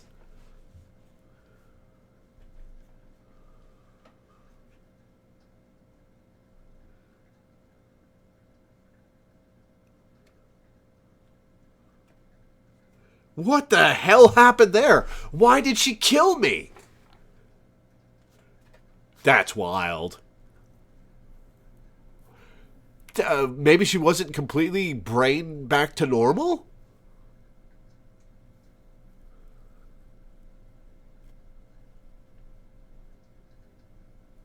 Me, hearing Lore end the stream without picking ally. Oh no.